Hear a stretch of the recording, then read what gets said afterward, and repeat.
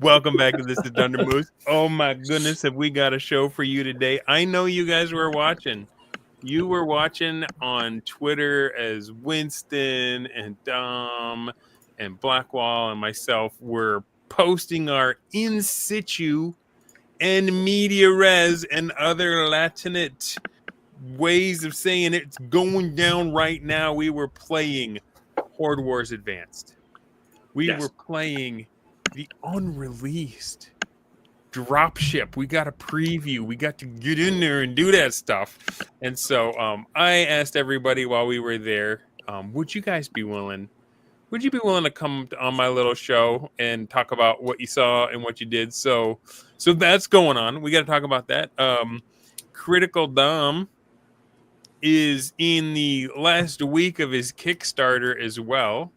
So we're going to talk. Maybe, you know what? Maybe Dom, you should be the maybe you should be like our sponsor, and we'll just do a commercial break, and we'll just talk about the Kickstarter, how it's going, and what people can look forward to. But without any further ado, why don't we go around and introduce yourself? We'll start with hey, Better with Bacon. How's it going, man? We'll start with the first session that I played. Now, I wasn't even there for all of it, guys. I mean, you're getting jealous of me for no reason because I was only there on Saturday. There was a whole other game session on Sunday that I missed out on. So I also want to hear what happened. But let's start off with Horde Wars Advanced and just go around and say who you are and whether or not this is your debut on This is Dunder Moose or not. And what was your character and or role in the Horde Wars game that we played? We'll start right off to my right with Mr. Brown Wizard Winston. Winston, this is my second time being on your channel, as you know. I played a Brown Wizard and a Red Wizard combined, and my role apparently ended up being keeping the party alive. Now, is that like a mahogany wizard? Yeah. Rich Corinthian leather, you do a brown and a red. Because he has to get ridden. So, the brown does what? The Brown Wizard's comparable to, say, your Druid type that can do your shape-shifting. They also do acid attacks. And then the Red Wizard's Fireball, Fire, and then they can haste as well. So a lot of utility. I took some features that combined with some of those things, which we'll talk about later. Right on. All right. Next up, I got DM Blackwall. Who are you? Have you been on before? And what was your role in this game we were playing? Sure. So my name is Todd, or DM Blackwall. I am one of the authors of Horde Wars Advanced, and also worked on some other projects. And I was the game master for the session. That's right. I was playing about 120-ish enemies. And I gotta say, Todd, marathon session, right? Like all morning we played, we took a break for lunch, and then he was right into it with switching over to Dropship, and we played, into the evening, and never once got bored or yawned or seemed to be irritated with us. It was like it was primo gaming the whole night through. So hats off to you. I don't know how you felt, but you didn't let it show. You were getting worn out with us. All right, continuing around clockwise, I got the Critical Dom. Who are you? Have you been here before? Do you know your way around this studio? And what did you play? The game. Well, this is my second time on the show, and for a game that evening, I played a Dwarf Crusader Knight, and effectively, my job was to keep you alive until they started coming up the walls, at which point we were doing a whole Helm's Deep kind of thing, so I had a great time with it. Yeah. All right, and Arnie? Yeah, well, I'm Arnie. You might see me as Arnman on all kinds of various different places. I've done that for many years. This is my first time on the show, so glad to be here.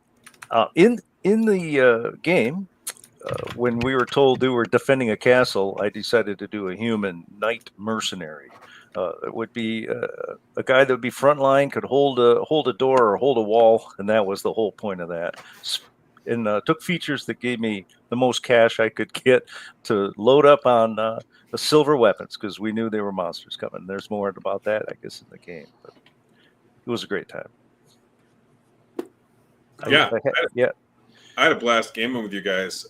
It was cool. Now, mind you, this is about half the players. We had 7 or 8 around the table. Yeah, we had my buddy Aardvark. He's going to be joining us a little bit later. Sometimes it's not so easy to get your little people in your house to go to bed when they're supposed to. They want another drink of water. They want a story, that kind of thing. Hello, Henry. Oh man, I miss you as well, bro. Henry's here. The chat is about to go nuts. Henry's Winston's brother, by the way. Chubby says it's a chicken salad sandwich on a croissant. Okay, so it's not going to be super crunch unless you're one of those guys, Chubby, that puts celery in your chicken salad. Oh, and then it'll crunch and you won't be able to hear us. But he's only got a little bit of time. He's got to eat. He's got to run. But yeah, so I already had a character. This is not my first time at Blackwell's place because I have played Horde Wars Basic with him. And so, Chubby says, celery is for Europeans only. So I had a character who is an assassin white wizard named Bruce Skeevers. And, but he had come up in the world since the last time I played because this was Advanced, Horde Wars Advanced. And I was smart this time and actually got the man to sign my copy while I had him in front of me because we were playing face to face, weren't we, bros? Yeah, it's great. I found that Bruce had infiltrated this castle and had arranged himself to be the herald. So that's right. I forgot about that. Definitely not an assassin, just a herald who all of a sudden showed us a particular set of skills once the fan was impacted by some biological matter. Now, Dunder, what does the white wizard do? The white wizard is freezy magic, ice stuff. So I've got like ice daggers that I can throw. It's not called ice daggers, but ice shards. Same idea. Ice shards. Yeah, I can do ice shards as often as I want it. My big spell, like the barn burner, is a freezing ray where I can just draw a line across the map, and anything that gets hit by that gets massive damage. But even the ice daggers they don't do a whole lot of damage compared to that other spell, but they have a chance of like limiting the mobility of the creature that they hit. Right? And, yeah, you got that. Yeah, and you had some illusion magic, right? Yes, I can change my appearance, which the first time I played went horribly wrong. A bunch of zombies attacked, and I was trying to blend in with the scenery. Well, I was trying to blend in with the zombies. Like, if you guys have seen the original Mummy, you remember when like the goofy British guy just kind of puts his arms up and starts looking around, going Imhotep, and they all like just ignore him. Oh, yeah. I was trying to do that, but it went horribly wrong, and I just turned myself green and made myself stand out all the more. But this time around, well, we'll get to that. We'll get to what happened with it. But I want to show y'all what we were dealing with here. So if you guys have not heard of Blackwall's mini game, his miniatures game is strong, and it was just fun pulling up to this table. So let's start with Arnie. What did you think when you've played with Blackwall before? Yeah. Oh yeah, since when it first came out. Yeah. All right. So you probably weren't amazed as some of us were just to see how detailed the mat is and the minis, and well, you probably also weren't intimidated. You guys see all those black dice on the left? Those are actually creatures. We didn't see those right off the bat because the first thing we saw was just a dude in a giant chariot being pulled by a bull. And that guy was pretty intimidating. And then we started realizing, oh shoot, we sure let the area outside the castle wall get overgrown. Look at all these trees, and that's when we started noticing there's people in the trees. So, what was your thought? Because we didn't just start off with the fight, right? Like Blackwall gave you some time, Arnie, to pick an upgrade and figure out where you wanted to be when it started and what you were going to be doing, right? Well, yeah. Well, we had a ballista. It's like a Roman anti-personnel type of weapon, and so. Yeah, I picked to have a mercenary that would be like a squire. I think I called him Squire Tuck. And he was, and he had engineer skills, so we used him to man the ballistas. That was pretty cool. We didn't know where to put the ballista.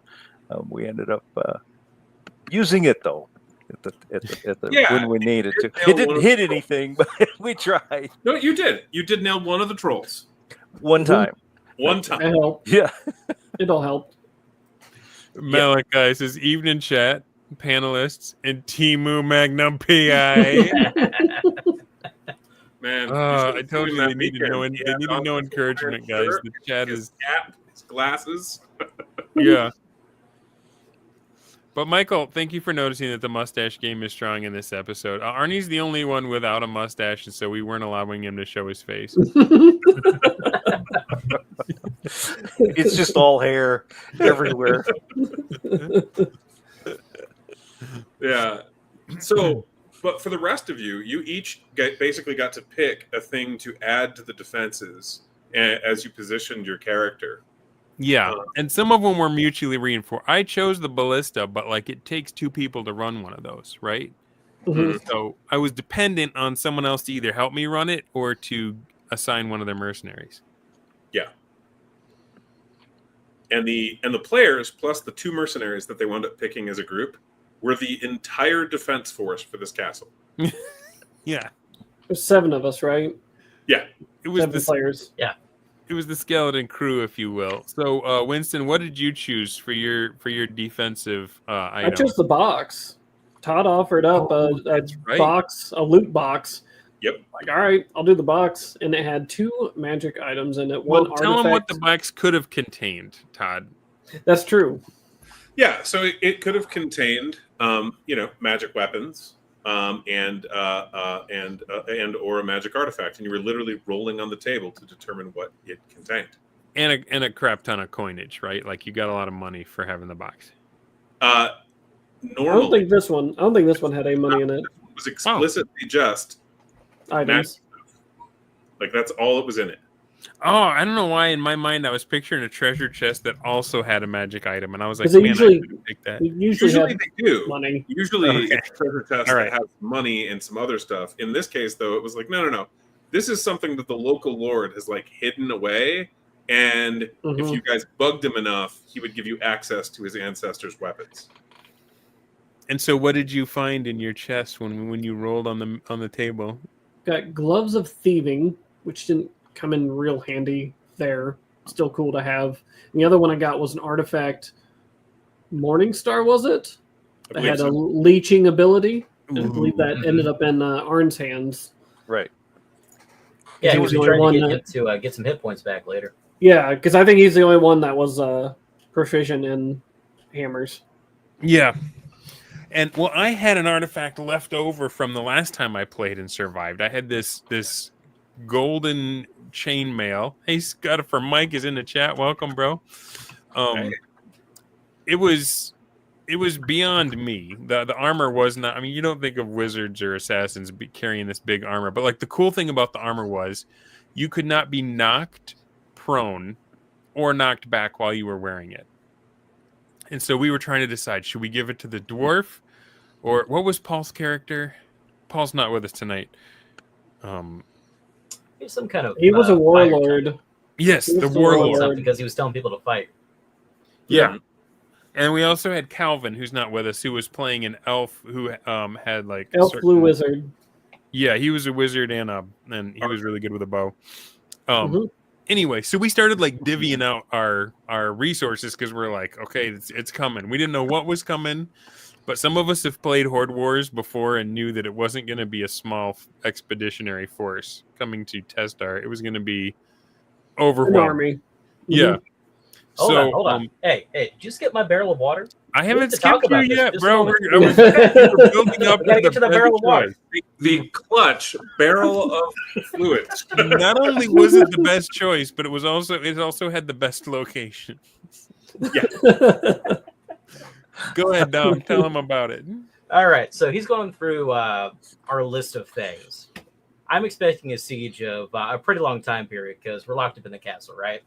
So I said we got 3 barrels of water. We can get 1 more. So basically a third more to our water supply. So we don't, just die that way. So I get the barrel of water.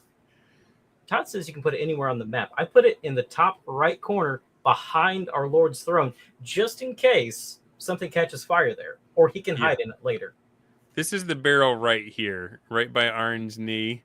And it's like behind the throne itself. So like even we couldn't get to that water without special permission from the Lord of the Manor. It's a private reserve. Yeah. But you did use it eventually. Yeah. Mm-hmm. Yeah. Once, well, yeah. Okay. once, We'll once get to the that. siege was more than a day in. But initially, the enemy tried something very simple, which was a strict frontal assault on the castle. Chubby Funster says, okay, the sandwich is gone. I was entertained. 10 out of 10. Would bang. Back to family event. And good to know. Yeah. All right. So, yeah, and Calvin had a barrel of arrows that we just put right in. You know, if you look to the left, you'll see. So that line across the map, we're kind of doing 2.5D, right? Like part of it is flat because it's the imagery on the map, but the tower stood a little proud of that curtain wall, and so he was up there with his archer and a barrel of arrows, and I think Paul was next to him. And I am in this picture. These are us. This is me and Critical Dom, and that red dice is like a grappling hook that Dom has lowered a ladder or a rope that we can quick escape plan. The idea is, yeah, we're gonna probably need to get out of here in a hurry. So that's what that was. Yeah. And yeah, there were crossed messages. Like at one point, it sounded like someone was just gonna huck the whole barrel of arrows down at them, and we were like, "No!" just straight up Donkey Kong it, and we're like, "No, don't do that." No. Yeah. So, so that's our defenses, and now, Blackwall, tell us about like the appearance of the enemy and what we had to start dealing with right off the bat. Sure. So the enemy commander showed up on the battlefield, watched your defenses, and then when the first wizard decided to reveal his presence, had hidden goblin archers take out the wizard. There were 8 archers all waiting for their opportunity. Oh my goodness. Enemy magic user. And Calvin bravely announced his position by attacking with magic that was obvious. And so he did not realize there were goblins already hidden up among the trees and was dropped via 16 arrows. Yeah. Yeah. Okay. Well, first of all, there was a reason why Calvin did what he did, right? Like it wasn't at first. It was just a chariot with a dude and a bull pulling it, and that mini just looked awesome. You could tell that guy was like the Horned King or one of his lieutenants. Like he was a big deal. And then he falls back, and in his place, we see 3 giants with battering rams come up. 4. It was an assault team of 2 ogres and a troll and a troll king. Yeah. So we're the troll. Yeah, okay. Yeah. You put all of that up on at the very beginning. Yeah. And the troll king is like a troll with like way too many hit points and really amazing armor. Yeah. He's got a magic weapon. He's got a sharpened eye beam that he's swinging around for a sword. He just wants to share his love of slaughter with you. Yeah. And so Calvin jumps up and decides to attack the lead center biggest ogre with a battering ram. Yep. And he did do some damage. I think he took it out, didn't he? Did he take it out in one turn? Not with the first shot, but by the time... So he fired his 2 normal shots. He used snapshot to get a third off. And then the enemy archers responded and were in the process of taking him out when the warlord called out a command, and Calvin got one more shot, and he actually took down that ogre. Yeah. At the same time as he was taken down. Okay, so let's time out real quick and I do want to address how that is something mechanically that you get in Horde Wars Advanced that you don't see in a lot of other games. Because one of and I'll let the players talk too about how it felt to play this. You see how many enemies are on the board. There's 7 players. There's just gobs of bad guys. Each one of those black dice is a bad guy. Yeah. If we were playing 5e with individual initiative, this would take forever. This would have been the weekend. Yeah. However, I felt like the pace was quick enough that not only did I not get bored, like I was trying to live tweet as we were playing, and I found I didn't have enough time to set up good camera shots and put it on X before I had to do something again, because the game just moves that quick. It's not do something and then, you know, drift off into La La Land until your turn comes back. And part of that is the initiative. We don't have to figure out who goes next in initiative because it's seating order, right? Like whoever wins, it goes clockwise or counterclockwise, depending from that Very person. smooth. Mm-hmm. And then the other thing is you have what's called maneuvers, which is something that you don't have to do on your turn. You can save it and use it at the dramatically appropriate moment. So what happened was Calvin jumped up, took his 2 shots, and then the warlord said, "Fire again." And that allowed him to take 1 more action because that's what the warlord. Plus, Calvin had used his own maneuver to shoot again. Yeah. He took 4 shots. 4 attacks off on his turn.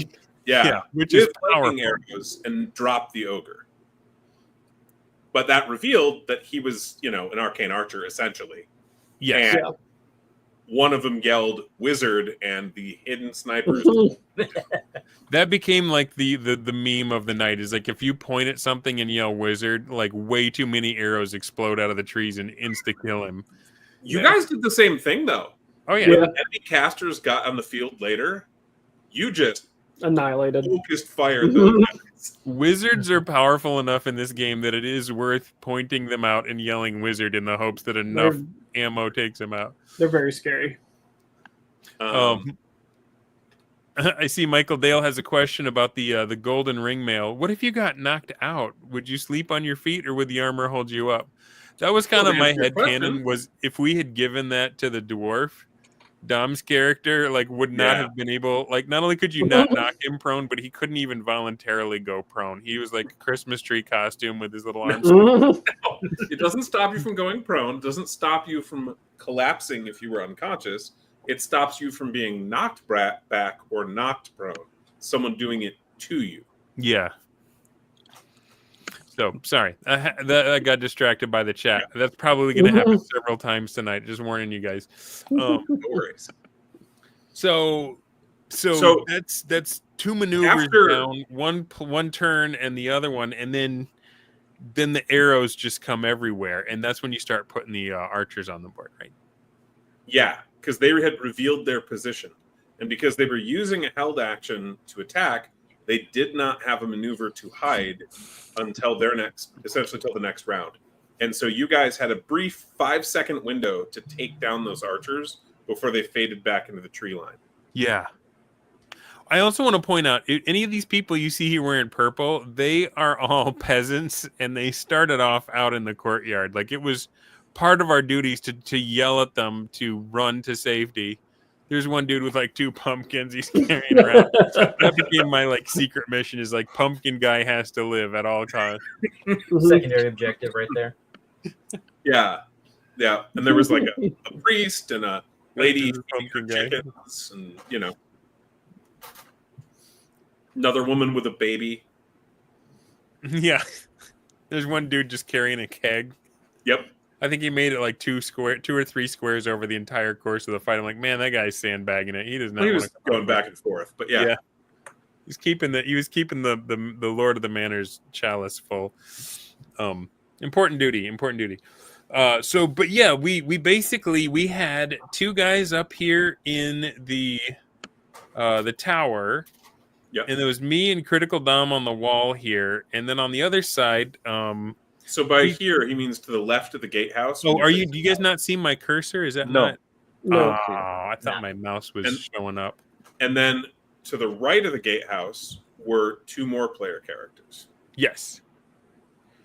I thought that was okay. I'm disappointed that my that StreamYard isn't showing my cursor when I hover over the screen that I'm sharing. Here it is. There it is. There it is. Oh, okay, cool. So yeah, here is the water bottle that was hanging out by the water barrel that was hanging out by the Lord. There's a ballista. Here. The ballista was actually down here on the Yeah, ground. that's those 3 figures right there. at first we thought we're just gonna open the gates and just shoot our ballista down the road at everyone incoming. And then when we saw how many people and how close they were, we realized immediately, well, that was a bad plan. Yeah, but so there was 2 guys up here on this side of the wall, the short side. There was 2 guys in the middle, and there's 2 guys on the long side. And the last player was gallivanting about on his horse for a while. yes. Well, he was on the wall for a while too. That Later, the short wall, and then he. So the only at this point, the only thing I really remember happening in the opening was I made the conscious decision to start shooting my bow and arrow at the archers because I was scared of the ogres, but I was like, if I focus on the big scary thing, if I just shoot everything at the Carnifex, then all of the Termagants are going to swarm me over the wall. So I started trying to take out the archers, and I was rolling on fire. Poor Arnie was rolling crap. Couldn't put 3 pips together on his dice. But I was just sinking arrows in those gobos left and right, and that felt pretty good.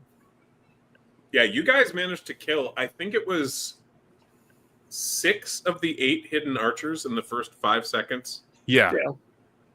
And anytime they fired back at me, I didn't even need to sweat it because Dom was just that was his maneuver with shield, was it?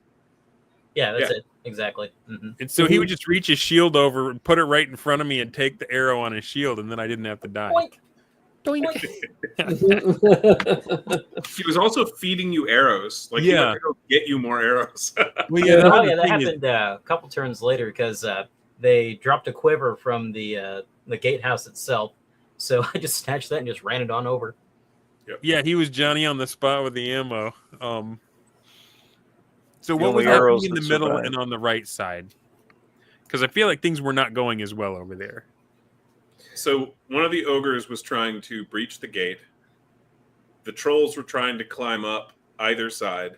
The one on the left was far more successful. So the one when you're facing out to the right of the gatehouse, the Troll King was far more successful in his climb than the cave troll. The cave troll that Dunder Moose and Critical Dom were facing, it just was having trouble climbing. Then they froze it in place. It was scrambling, but it was not able to get over that wall for an extended period of 4 or 5 rounds before I needed to get a critical hit for my ice daggers to freeze it, or to slow its movement. And my headcanon was that right as the ice magic was hitting him, his tongue came out and he licked a nail or something and got stuck to it for a bit on the way up the wall.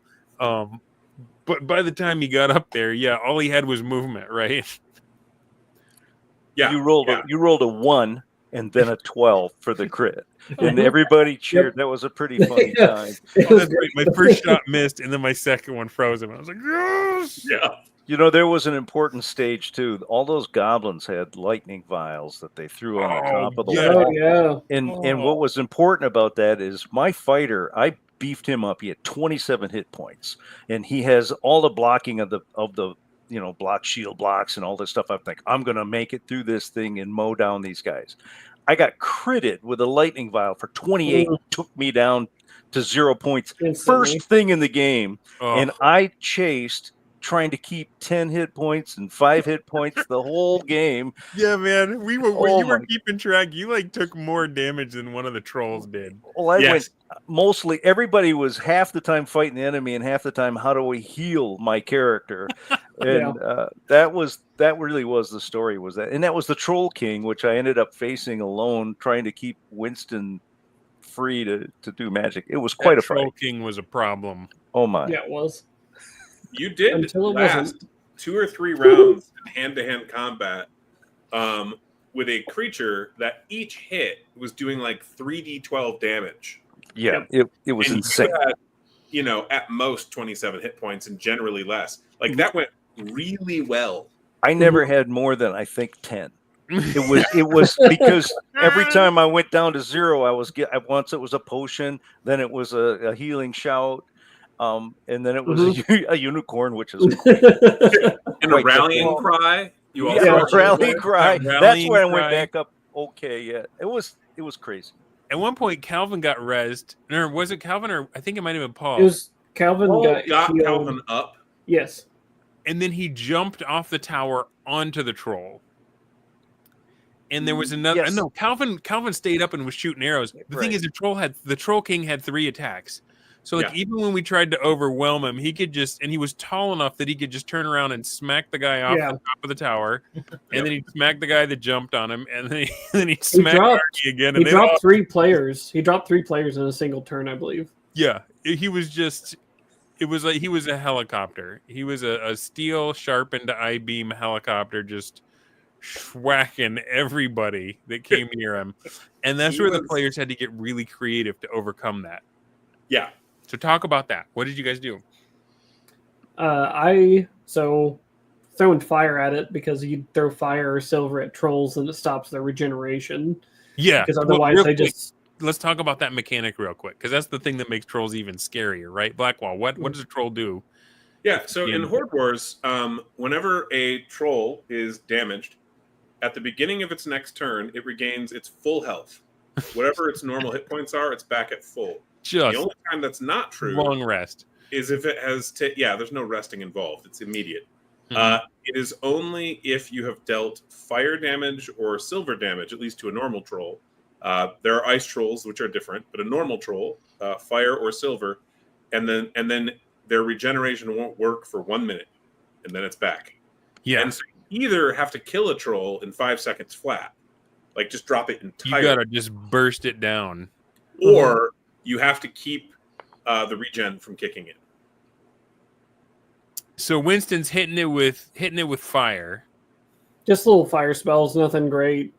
I think I'd use my fireball on the group when they're out collected, the ogres and the trolls.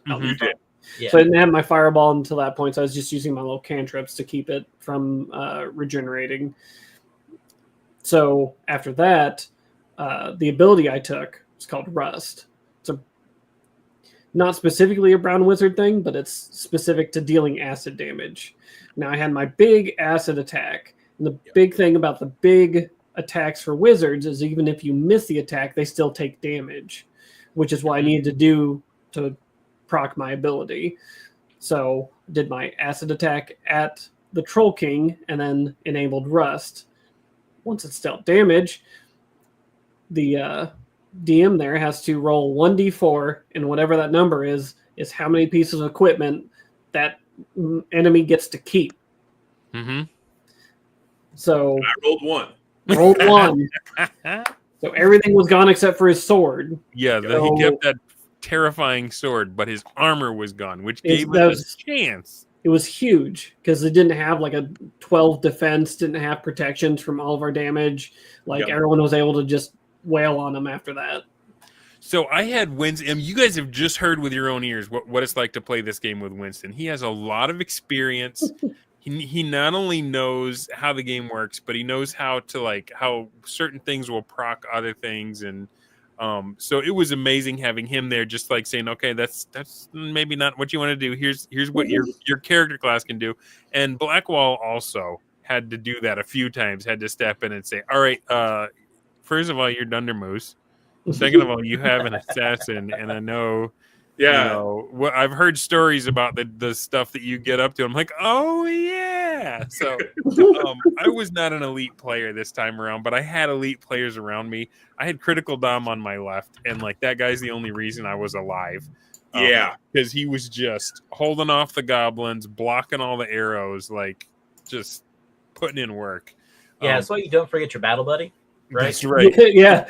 when all those dice roll out of the woods, you need every man on your team, and you need them thinking about what the team is doing and how to support. It was the feeling that I had, and we'll get to this later too when we talk about Dropship, but the feeling that I had the whole time was that the battle was fast and fierce, and I never thought we had a chance right up until the end. I always thought there's just way too many. There's no way. We don't have enough resources. We don't have enough people. We're gonna lose. But And then you there's could this have. little I was willing to kill you all. yes. Well, I good. know you were. Not personally, your Well, character. and you did Willing you and got able. most of us. You got most of us. So the lightning attack also hit on the left side, but I didn't have to fret it because my dwarven buddy was just blocking that crap. But those bottles really scared the snot out of us because like it was lightning potions and they did massive amounts of damage if they got through. Oh yeah, and the enemy essentially was trying to take this castle by storm. They were trying to win right away and Knocking not off. have to settle in for a siege. Mhm. And so they burned a lot of their siege equipment and resources in their initial assault. Their Yeah. battering rams, all of the vials that they had, like you might use alchemist fire normally to run a fire spout or something, they used their equivalent, these bottled lightnings, on the initial assault to try to just break the defense. They were just flashbanging the crap out of us. Mhm. And It's rough. and then they started. Well, then they were out of those bottles and they started climbing. So we Mhm. still like. So on my side, I've been like picking away at the like. There was one archer left, and he had 1 hit point. And then their wizards start coming out and fireballing us. Yeah. And like that was terrifying. And then right before we could focus on those, on the left side, that cave troll comes climbing up. And because it, got slowed, because it was so frustrating to get there, when it finally got up there, it just belly flopped, trying to get on both of us. And I was able to take a step back, but Dom, tell him what your poor guy had to go through. Well, so I had actually done my maneuver to hold on to an attack with my axe as this troll was coming on up. So the head comes on up here. I then just slam the axe into it. It keeps coming on up. It Oh, wait, doesn't actually we forgot. succeed We into its forgot belly one flop. thing. Oh, What was torch? the thing you did before the axe when he was down at the bottom of the wall? You remember? Yeah, I do. All right, so I noticed that I had 1 torch in my inventory, and it was just frozen down there. So I just took a moment, my tender, get the little torch on there, and then did a little bit of a crane game, and it did actually hit the troll on the head, because as long as you're doing fire damage, it stops the regeneration. So we kept resetting that timer as often as we could. Comes on up. I put the axe in his face. He goes to belly flop on us. And unfortunately, I can't get out of the way. So I am under this troll. I got his 3rd leg like wrapping around me or some crap like that. And I got to fight like that. And then you notice something in your inventory. Yes. Well, so it was like Gimli under the warg, right? Like flopped on him. He can't get it off, but like by the same token, a bunch of the goblins. Well, okay. Let me just go back in time a little bit before that. Before the troll belly flopped on you, I did get a big, powerful move off that I was really excited about. So did Calvin. The goblins had made it up to the top of the wall, but they hadn't made it over. So all their little goblin-y heads were just lined up at the top. Yep. And I reached out and I put my staff just lining up with all of their heads, and I cast my big freeze ray beam. You tried to strain it too. I tried to strain it. If I could have strained it, I could have done the whole wall, right? Yeah. Like, because I was up against this thing, I could have gone the whole wall and hit that whole row of dice. Talk about the strain rules real quick, Blackwall. Yeah, so basically, magic or supernatural strain is when you try to push a spell beyond the limits of its listed abilities, but in a believable way. So, for example, reshaping a fireball into the shape of a lightning bolt, or, for example, extending the range of a spell out another range increment, that sort of thing. Yeah, Where it's like, this is something like this spell actually does. We're just pushing it a little further. And essentially, you can attempt a skill check to do that, but if you fail, there are consequences. You may gain affliction. You may accidentally become one of the targets of the spell. So on. So I strained it. I failed it. I got a level of affliction, which is a harsh deal. But the first half of that wall, all their little pumpkin heads were just lined up, and I just laser beamed an ice ray right through all of them, and it does 48 damage, and it just shattered all the noggins like ice, and so that felt powerful. Now I can only do that once per day, so that thing was spent, and then the troll flops onto us, and then the ones on the far side that I didn't freeze get up there and start coming. And so, does he take a break now? Does he finally relent? No, even underneath the troll, he's just got a big green hairy belly pushing on his face. His axe is just flickering out from underneath of it. He's still fighting off those goblins to keep me alive, and it was amazing. Yes. All right. Dave, I don't know how long you were. I had to scroll down to see your face. I don't know how long you were sitting in there quietly in the chat, but Aardvark has joined the group. Only about 20 minutes. No big deal. Oh, I'm sorry, man. I'm sorry. It's hard once you get rolling. Yeah, it's my first live YouTube appearance, so fashionably late is the way to go. Rock on, man. So Aardvark and I play on Monday nights. We've been playing all kinds of games. I think the most recent one is actually 5e, but we've done Numenera, we've done Forbidden Lands, we've done who knows what. But you were on this right side of the wall, right? I was on the right side, and I couldn't manage to land a hit for the life of me. You and Arn were on the struggle bus with your dice. Oh, my goodness. Just tell them a little bit about your character. We didn't cover that yet. I was playing a orc mercenary. I forget what else he was at the time. Viking mercenary. That's what Viking it was. mercenary. So I had a real barbarian style build. This thing was just big, stupid, and swung a huge axe. Yeah. And between the fact that I was using silvered axe on these monsters and the fact that I had some maneuvers available to me, I was doing equal damage to the giant troll king there with the 3d12 damage on this thing. Yeah. So had I been able to help it all, it would have been vile.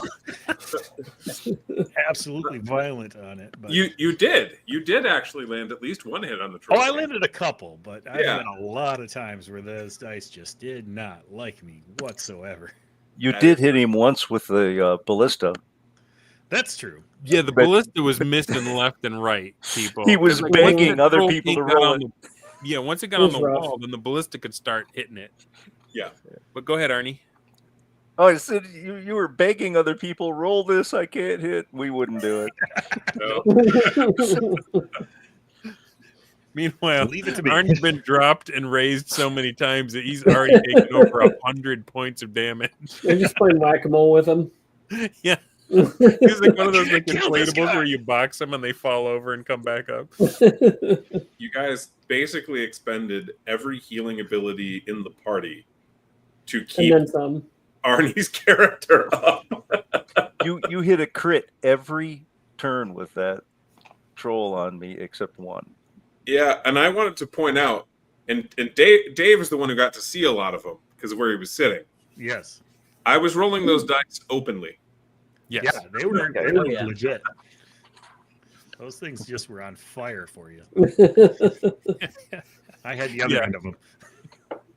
Yeah, I could not believe how many crits that troll came. Like I felt like no matter how many attacks he had, one of them was always going to be a crit, and it was usually the one on Arnie that got the crit. So he's like, I'll shield block the crit, then he's got to take 2 normal ones, and Still take them out. yeah. So the trolls have a lot of hit points, and they were a huge problem. Mm-hmm. Now, before the one belly flopped on us, I had, I'd done my wand attack and then my stave attack, and then I had 2 shots left. I felt bad because they threw me a quiver full of arrows, and then we were overrun and I couldn't really use them. So I shot the archer that had 1 hit point left, and then I shot the magician, the little goblin mage, and it was a waste because even though it was a hit, it should have gone right in his forehead. He flickered, and his actual position showed up a few feet to the left because he was using a glamour, right? That's right. They had a mirage effect on them. And that was the last thing I remembered. And before a giant green cave troll just belly flopped on poor Critical Dom and was just wallering him. It was like playing with your kids on the carpet. It was just like, I mean, Andre the Giant. Absolute. Just mind you, the body figure slam. was actually laying on top of his figure. Oh, absolutely. Yeah. Yeah. And so I will just share what I did in that moment, and then I'll shut up because that was kind of like my last big contribution. Was I looked at my character sheet and I had 2 poisons. I had Dragon Tears and I had Blackthorn Bile, and the Dragon Tears are very potent. And so I asked the DM. I was like, "All right, listen, I've seen Arnie go down quite a few times, and people are able to pour a potion into his mouth." A healing potion to get him back on his feet. I was like, now that this troll is just lying across my buddy, would I be able... Because at first I thought, well, I need to pour it in his wounds, but the potion specifically says it has to be ingested. And I was like, would I, in a likewise manner, be able to pour this poison down the troll gullet while he's just wallowing around and hollering? And DM was like, I'll allow it. Mind you, you had to roll and succeed. Yes, I had to roll and succeed. Yeah. And then he had a save. If he made his save, it would do a crazy amount of damage. Like I think it was 48 or something like that. If he didn't make his save, instantly goes to 0 hit points. So what happened, DM? Well, he didn't make the save. I rolled it openly. You guys could all see it. Yep. He had good odds. He had like a 58% chance of making it. How many hit points did he have left at that point? Do you remember? Almost all of them. Almost all of them. Minus whatever torch Dom yeah, dropped he on hadn't his taken face much. and He had like back 8 to the left smile. or so. He had like 78, 80, something like that. He hadn't taken much. You just dropped him. So I gave him a sip of the night juice, and then the troll was no longer a problem. So that was the left side. That was strong side. Meanwhile, with the Troll King, his armor is dissolved. He's still shrugging off ballista shots. He's still dropping everyone around him every round. What finally had to happen? He had dropped 3 people in a single turn. And including Calvin up on the gate. Because Calvin leaned over, shot to shoot him, and succeeded. Actually, did a lot of damage to him. Did like 6 damage to the troll, and then the troll's response was on his next turn. Well, take that archer out. Yeah, including an extra command on that shot. That was crazy. So the funny thing too was that one of the wizards had fireballed the top of the tower and burned up all our barrel of arrows. And that was when I called out "Wizard" and pointed at him. And you guys had taken out the enemy wizards at this point. Yeah, you have arrows mostly. So, Todd reminded me I had one more trick up my sleeve, and it was my transformation. And with my games I've had prior with him, he's like, "You want to try straining it? Do something silly?" Always. Always do something silly if you can. So, because no one had, Arn was down for the count. Like I had a medicine kit that I could have been able to bring him back, but he would have been unconscious, just alive. So, once you give someone a healing potion in Horde Wars, they can't benefit from a healing potion for that day again. You have to wait a whole nother day. So all of our healing was exhausted. It was going to be just make a really high check just to see if I could stabilize him. Todd's like, "There's something you can transform into that could heal him." All right, what is it? It's a unicorn. All right, let's go. So I roll it, get an 11. All right, I'm a unicorn. Just turns into a big brown unicorn. And I walk over and I use my glitter sparkles and resurrect everyone over there. So he healed everyone. Troll. He healed the including the troll. Yeah. As Costa doing business is indiscriminate. Yeah, he's a magnanimous healer, and it's still Troll King that. And we had fought hard to get those hit points off of that thing. And, but it's still only 10 hit points. Yeah. Every time I was fighting, I had 10 hit points. And that build was the whole point was to be a tough guy. And I was constantly bleeding. Yeah, we made a joke. It was like, "Hey, Arnie, roll a D8. That's how many of your bones you haven't seen today." But Unicorn came in clutch, actually, because he was able to get multiple allies up with Yeah. A single ability. Yeah. and I think you actually landed a hit with the horn the next round. Yeah. He pinned him to the tower. Yep. After the troll slammed the unicorn into himself. Yeah, that was tough. Friendship was- magic. So many things worked out so well in that fight to get a success, because obviously it was pretty back and forth. Yeah. I feel like that's when the tide turned, but that's not the only fighting was on the left, right, and the middle. At one point, Dave realized, I can't hit this guy. His armor is too thick. So you jumped. Well, what did you try to do? I tried to jump off the wall and land on my horse that I had the mount waiting right at the bottom of the wall. Yeah, his horse was right there, and he tried to I do was the going for cowboy the epic jump off the moment roof. there. I was going to jump down and charge through those gates. And I jumped down, and the horse looked up and said, I ain't doing that. Step to the I left. landed flat on my back. This is a smart horse. The orc that muscular cannot be light. Oh, man. Not a chance. Then he mounted the horse I did get on him. and had them open the gatehouse, and he actually was waiting in the gatehouse to then go nail the last ogre who was trying to smash down the door. Just as he was rearing back for another hit, all of a sudden the thing just opens for him, and I just come out and just plastered him. Yeah. That was one of my decent hits finally. Yeah, it was good. Was that ogre fresh, or had he taken a Oh, couple? no, of he taken some. He That had was taken the some first damage. ogre. That was the Oh, fifth really? of the big guys who joined the Yeah. fight. I didn't realize he was fresh. So Yeah. all of Aardvark's pent-up frustration with the Troll King just got vented in one hit and just one shot. This poor ogre, like the guy's been working on the door the whole fight. Yeah. He finally gets through it when the door opens. It's like, whong. Winston and I were tracking the hit points on the Troll King, trying to figure out each milestone that we knew in the rules. Well, it's more than 120, and then well, it's more than 160. we were counting 14 to go. Nope, it's more than that. Well, I mean, it's It a was Troll crazy. King. It's crazy. It's crazy what Todd can. He does this in his games. He throws these crazy fights at us that somehow at level 1, we're all level 1. Yeah, we're all level 1 people. All level even 1. my guy that had survived another fight, he had 4 little pips of experience, but he had not leveled up yet. And we pull it out. It's wild. Like you don't get this out of any other game, really. Yeah. The And it's not stakes because at he's level not- 1. God has no mercy. He is Yeah. not. He's not pulling punches. He's trying to kill He us. would be satisfied with a TPK. He wants that throne water. Get some nachos. He wants some nachos.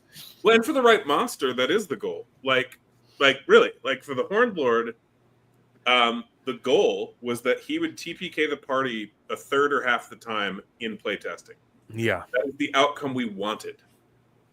That is not the goal for all monsters, but for that monster, he's a top end boss. He should be able to kill the party. Actually, Yeah. Mhm. And what that does is it means that you have to get better as a player, Mhm. and it 100%. means that your choices matter. Yeah. That death is on the line, and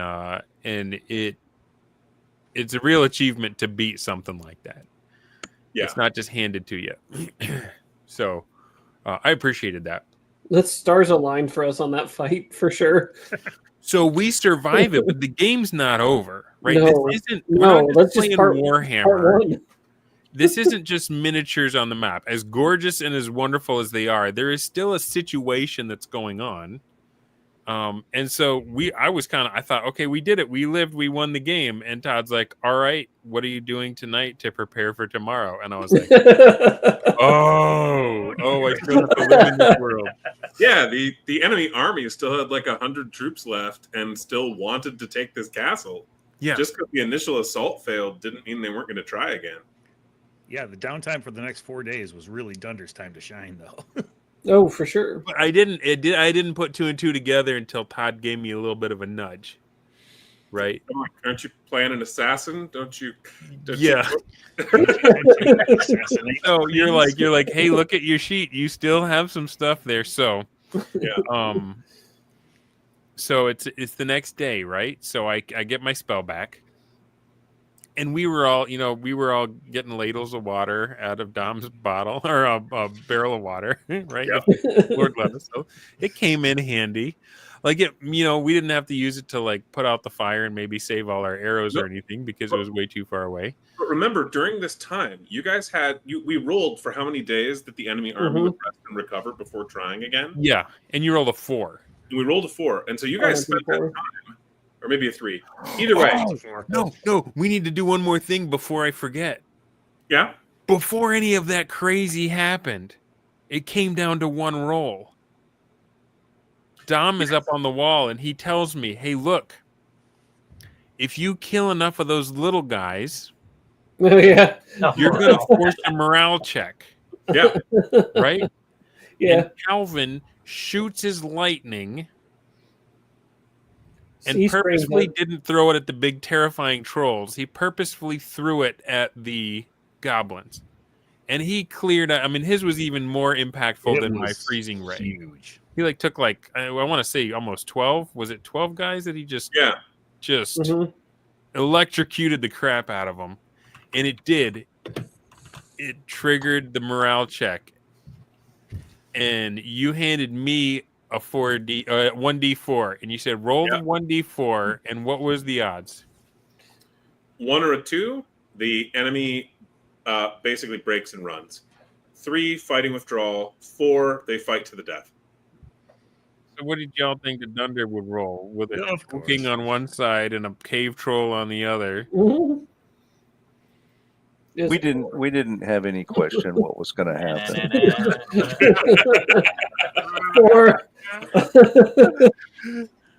I got a 4. Yeah. They were like, hang it. Y'all are going down one way or the other. We're in this to the end. And I was just like, I am so sorry. Well, it was looking sketch at that point. Yeah, we there were were still so many.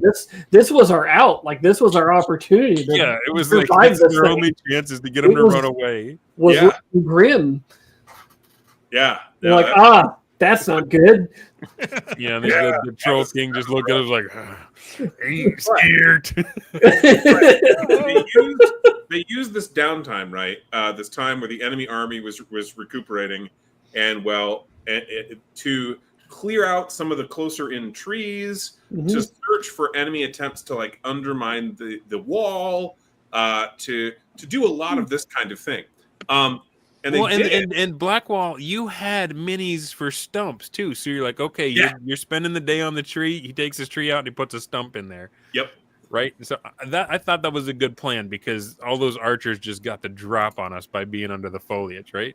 So some of us are. What did yours guys do, Aardvark? Did you chop a tree or? I chopped down a tree. I think a couple of them actually, and then I stood by. There was some engineering that happened that I was standing around and muscle guarding. With taking out the last of the ogres and the undermining goblin team. Yes, there was the undermining goblin team, and so they were coming up.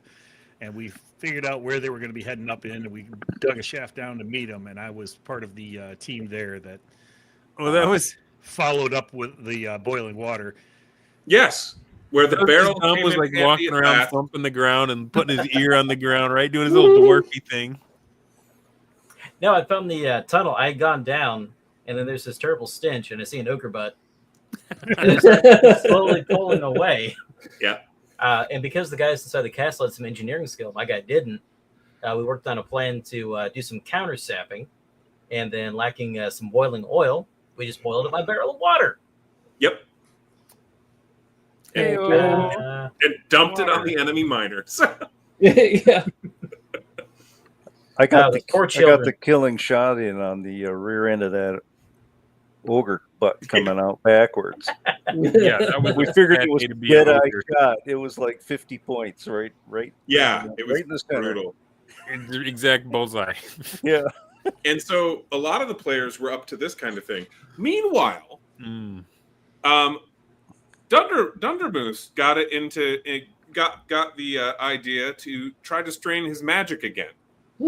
Yeah, so I I have a spell that I can change my appearance. And so I wanted to look like a goblin. And I wanted to travel out, and I wanted to before I looked like a goblin, the first night I just wanted to see what they were doing. Mm-hmm. And so I stealthed out there because I've got some stealth abilities as well as an assassin. And I was able to observe them the first night. And I saw the goblin camp, and DM started feeding me the details of what the size of their forces were. It was goblins, it was wolf riders, it was cavalry, there was a lot of bad news still on the way. We had not defeated the entire force by a long shot. And so we're thinking, what do we do to prepare for day 2? And well, that was a good 4. When we rolled the 4 and said we had 4 days before they attack again. Yeah, no kidding. Gave us a lot of time to prepare. Well, this is with a little prompting from a knowledgeable DM about the class that I had chosen to play. I realized sudden but inevitable betrayal tendencies. Yes, to a player who may be known for playing treacherously upon occasion. My other poison wasn't death, but it was bad. Yeah. It was the Blackstone Bile, I think it's called, or Blackthorn Bile, or something like that.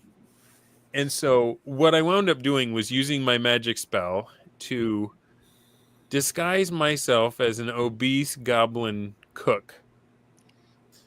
And I'm trying to remember what I had to. It wasn't just I couldn't just walk in there. Like they had a reaction roll, and he was like, "Challenge by the guards." Yeah. And he's like, either they have no idea who you are and they don't know why this weird goblin just showed up out of nowhere, or they think you look kind of familiar and they're like, what are you doing out there? Get back to work. That's how it went down. They thought that I was slacking, and they put me back to work in the kitchen. And that's how I was able to sleight of hand my poison into their water supply. And the cool thing was if they ever challenged me on it, I could be like, no, it's fine. Look and take a drink, because one of my traits of being a white wizard assassin is that I'm immune to poison. Yeah. So that was no, it's fine, guys. I'm also trying to like just do the goblin thing, right? And sow dissension, like tell rumors and get people. I was just steal maps. I was trying to just do whatever I could to weaken their resolve. Well, long story short, 40% of the goblins got diarrhea, and they were not happy about it. And they came to 3 or 4 levels of affliction. It's a lot of it, which is important for the next thing that happened. So affliction, you start with a D12. This is a D12 based game. Yeah. The only time you'll ever see a D20, correct me if I'm wrong, is when you're rolling treasure at the end of the match. Or treasure and random encounters. Yeah. Okay. So D12, you can only crit by hitting a 12. Once you start getting affliction, you're going down the dice chain. So your D12 goes down to a D10 from 1 level. 2 levels, now it's a D8. 3 levels, you're rolling a D6. You don't have a prayer of critting because you still need to crit on a 12. Yeah. So you still got that oh so awful number 1 that can wreck your whole deal, but you don't have access to the crit anymore. You can fumble, but you can't crit. So I've got all these goblins, 24 of them, in fact, 24 of them, rolling D6s, mad at me. And, oh, by the way, Mr. didn't read his spells. While they're confronting me, like I'm starting to get taller and paler, and like my long goblin nose is shrinking like a reverse Pinocchio. And it's like my disguise is faltering in front of them. And basically that ended with a bunch of knives in me. Surprisingly, you lived through the first 5 seconds. I got stabbed a bunch. I had enough hit points to let off my. Remember, it was the next day. Had 1 left. Was that what it was? To 1 point. And then every last one of them at that last second missed you when you were down to that 1. Well, because they were only rolling D6s. How did you survive this? I knew I was a goner. I knew I was done for. So I used my freezing ray again, and in a small mess hall, I hit 12 of them, and that was just it. I just killed 12 diuretic goblins, And then the rest of them killed me all the way. The rest of them dropped you, and then Calvin came to your rescue. Yes, he had been hiding in the woods. Yep. And he knew what it was like to go to 0 hit points. He'd done it a few times. But he rescued your character, so you did not bleed out. Though you were bleeding out, he came in and finished off the rest of the goblins that had stabbed you. Yeah. With his lightning? Was that what he did? And then, because of that, because I used my spell before I died, and because he used his spell, guess what that triggered? Morale. Another morale check. Yep. And I didn't roll it this time. I don't think we'd let you. I was like, ugh. Dunder has run out of the good stuff. He is starting to roll like Arnie and Aardvark. Oh, man. My ear trumpet has been struck by lightning. Thanks for the $1. I appreciate your support, man. Good to have you with us.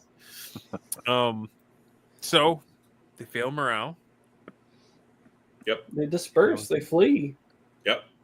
You cracked the army. And then their leader wound up pursuing his own army and trying to overtake them. To try and get them to turn around. Yeah. Where are you going, you dogs?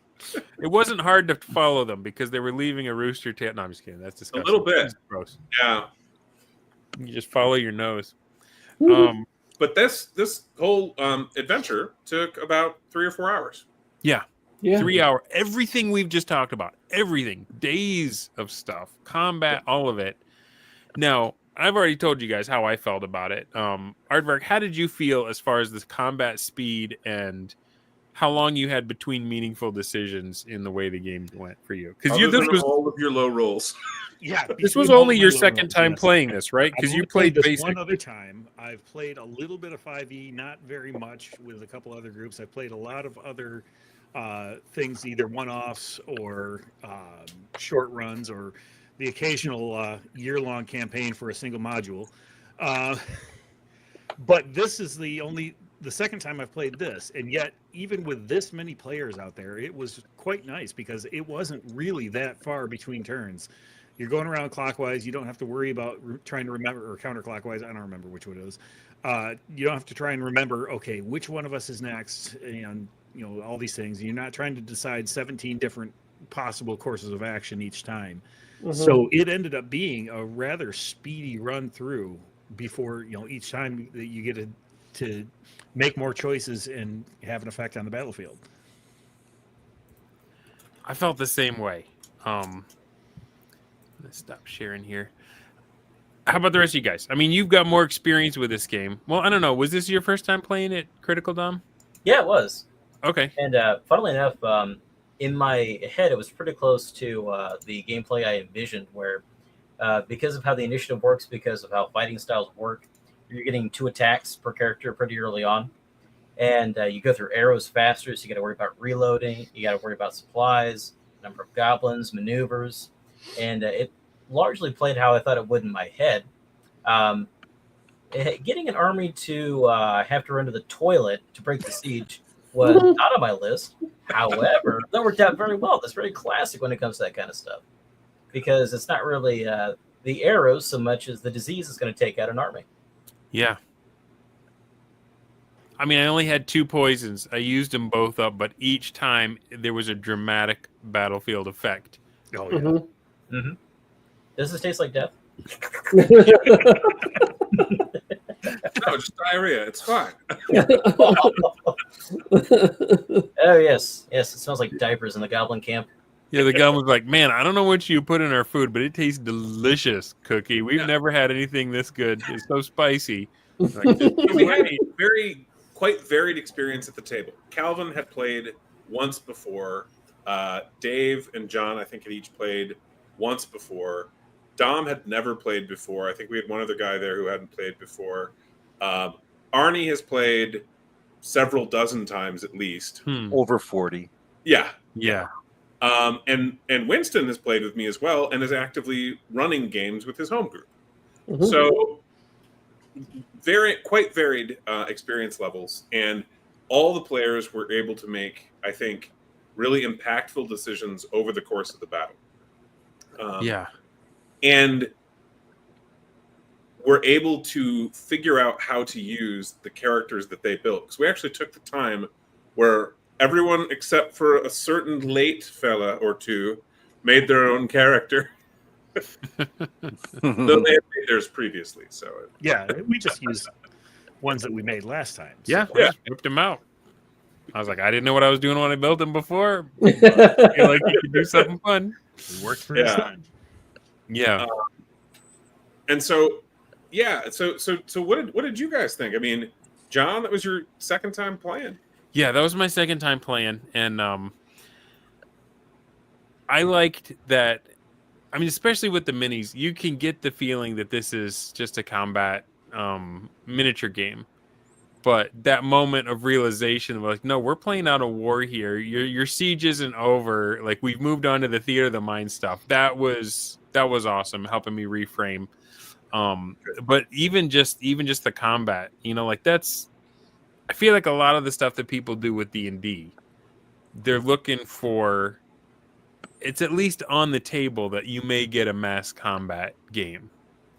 But it doesn't ever happen in the later edition. Like in 5e, it doesn't happen. You don't get the Battle of the five armies. You get the Battle of the 5 tieflings. And that's because deep down, everyone knows that if you do a mass combat with 5e's rules as written, it's going to take forever and it's going to be a boring slog. Goodness. Yeah. And so you are denied the kind of excitement that you get when you look over the wall and just see a horde approaching. Right? You just never get that. It's always going to be skirmish. It's always going to be trying to building. face 24 attacks all at once. Yeah. So, but there is a feeling you get when you realize you're very powerful, but there are a lot of them. And even if they're all goblins, they each get 1 or 2 shots at you with their bow. I mean, that wizard just took 16 arrows and dropped. I mean, just one shot it. Well, also, any one goblin, right? Say it's round 1. Say he gets a critical hit. His max damage potential on you, then, that little 6 hit point goblin, is 24 hit points. Mm-hmm. He could just off most of you with 1 hit. That's right. I started off with 22. That was my max. Yeah. The other thing that I really appreciate about Horde Wars Advanced is the dual classing. You are still funneled into a certain play style. It's not like 5e where everybody can do everything. Well, the fighter has magic and the magician can take a level of this and get armor. And no, you still have meaningful choices, but by picking 2 careers instead of just 1, it opens up possibilities. And for me, I had the luxury of having Winston and Blackwall there reminding me of all the cool stuff my guy could do. But people like Winston who spent he was telling me about, okay, well, the guy you picked doesn't have any maneuvers, so that's kind of dumb. And he was telling me about how the guy he has, his maneuver from one class can set up the maneuver from another. So if your jam is builds and crafting if you just want to min-max a player for a certain role, you get synergies by picking 2 complementary careers that really opens a lot of that up. And that's something that I'm excited about for the game, that I think you just the little things you see that you don't see elsewhere. So that's my take on it. How about the rest of you guys? What else about the system stood out to you from this playthrough? Well, if we're going to go off of, say, stacking class abilities, the way I had built my dwarf was exactly for that. The Crusader's got this ability called Paladin. If you're in heavy armor, you can absorb 1 hit per turn. So that means no damage, even if it's critical hit. And then I had the Knight thing. He's got the maneuver of, okay, I'm going to negate a single blow against an adjacent ally, which is why I was just moving with you the entire time on the wall. Because when that does happen, because you're a wizard, you don't have armor, it's going to stop that and potentially save the game. Yeah. So it works out really well. And you got, what are they called? Features, I think. You got little features to the character as well, so you can go a little bit deeper on that. Right on. I think one thing that's really different in this game that makes it shine is that the maneuvers are done at any time during the round, not just on your turn, and that each player must pay attention and be part of the whole fight, everybody else's turn, and understand where your maneuver might be required. And that's where you get the healing shouts or the call to arms, which heals people right at the right time, just before the top of round, which means your maneuver resets. So you have to kind of maintain. It's sort of a gamey thing, but it's also exciting because you're constantly involved in everybody else's activity. As they're doing their actions, you're thinking about your maneuver. Should or shouldn't I use it? Of course, I shouldn't have used it to shield block Winston from it was a critical hit of a lightning bolt, and I went, I can save you, and I shield block for him. So now I've used my maneuver, and the next thing hits me and takes me down. Yeah. But it's just at being a knight, you have to do that. But the unicorn, like you set him up for the unicorn play that turned the tide. So that was my plan all along. Yeah, but, unicorn. You knew he was going to turn into a unicorn. But you're involved in the game at all time. There's no time it does not pay to check out between turns. You end absolutely up a lot of chance to step in and help. Well, you find yourself cheering for the other guy to succeed because you've got something else in mind. You're like, come on. So it's exciting that way. It's fun. That's actually a really good point. Yeah, because at least in 5th edition, characters almost always have these reactions, but they don't seem as engaged waiting to use them because depending on what books you're using, typically they're just waiting to do something like shield or silvery barbs, as opposed to, I'm going to hold this really cool thing that's going to help you in your turn. Yeah, or yes, they succeeded, and now I can use my extra attack ability rather than I have to defend. And so what new players end up doing is they end up saying, and I'll put in the smite for one more die roll, and they're early in the turn sequence, and then they've blown their one defense that they didn't count on. It's always save your defense, until you're safe. So it's a learning curve, but it's still fun. Well, Dom and Aardvark both used the same word, and they said help. And to me, that's another thing that stands out. Like, I think elite players are thinking about the team and what part they bring to the entire. And my experience in a lot of 5e play, not all, but a lot of 5e play that I've seen, everyone's just kind of, because of the initiative being opaque and because everyone's got their own little thing figured out, it's almost like they're all just taking turns on their own. Like, they may heal each other, but they're not thinking, well, I need to save my shield block for later for the wizard because obviously he could go down, and if he does, then he won't be able to freeze the troll. Like, just the again, it's not everybody, but I have seen it again and again. The mindset. Here's an example. Like, so what's wrong with PowerPoint?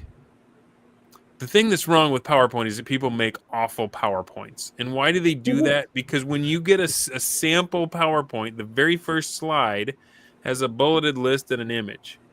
And so everyone thinks that's what a presentation is. It's a bunch of slides that have bulleted text and an image.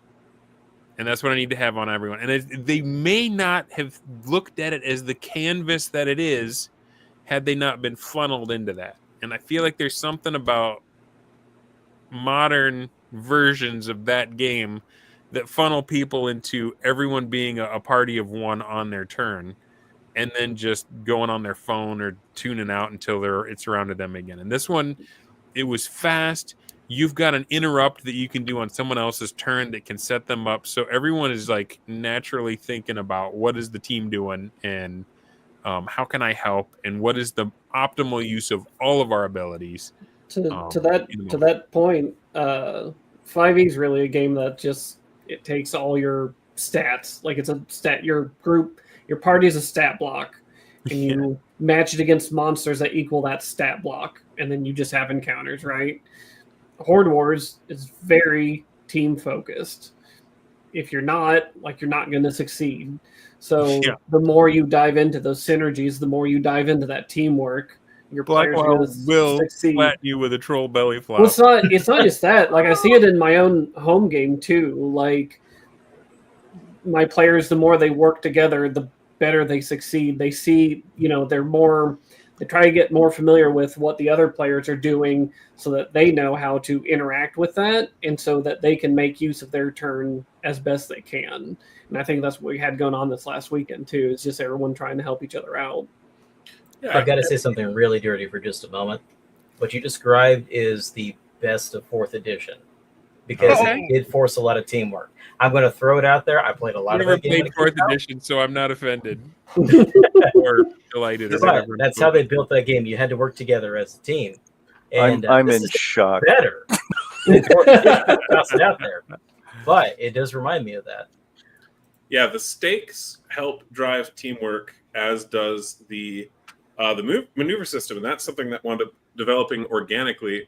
We had a few things that required maneuvers like to function, like a shield block or a magic shield or this sort of thing, where you have to be able to react a counter spell. And our playtesters were like, we really like this. We want more of them. We want like every career to get these. And with one or two exceptions, every career does get maneuvers, though not necessarily at level 1. Yeah. You have to get to a higher level. And then we also offer a number as features that you could pick up. But we did that because our playtesters told us to do that. And what we learned is even though what we thought would happen is the game would run slower because everyone could kind of potentially act off turn, it actually sped up the game because they were paying more attention. Yeah. Well, that attention thing is huge, right? Oh, yeah. Because especially if you're playing a magic user or somebody with a lot of options, and you've just been gathering wool, and now it's your turn. And then you're like my kids when we go to McDonald's, and it's like it's the same menu they've always had, but it's like, oh, I don't know what I want. You're going to get the prize. You know you're going to nuggets. After playing so many games, I find myself building characters based on maneuverabilities. The maneuvers are key to that. When you start looking at those features you're going to take, well, I'm going to take this because it's a maneuver versus that, and fulfill certain roles. The action economy is really tight in the game. You can screw it up. Like it's something you can screw up by not having too many things that require a whole action to do and not enough things that have maneuvers. It's nice to have a good blend of those so you have the opportunity to act on your turn and when it's not your turn. So maybe the stuff we've been saying is getting you guys interested and you're fascinated and you want to play this game for yourself. So let me throw the website up. I threw the link in the chat. So it's www.blackwallgames.com/store.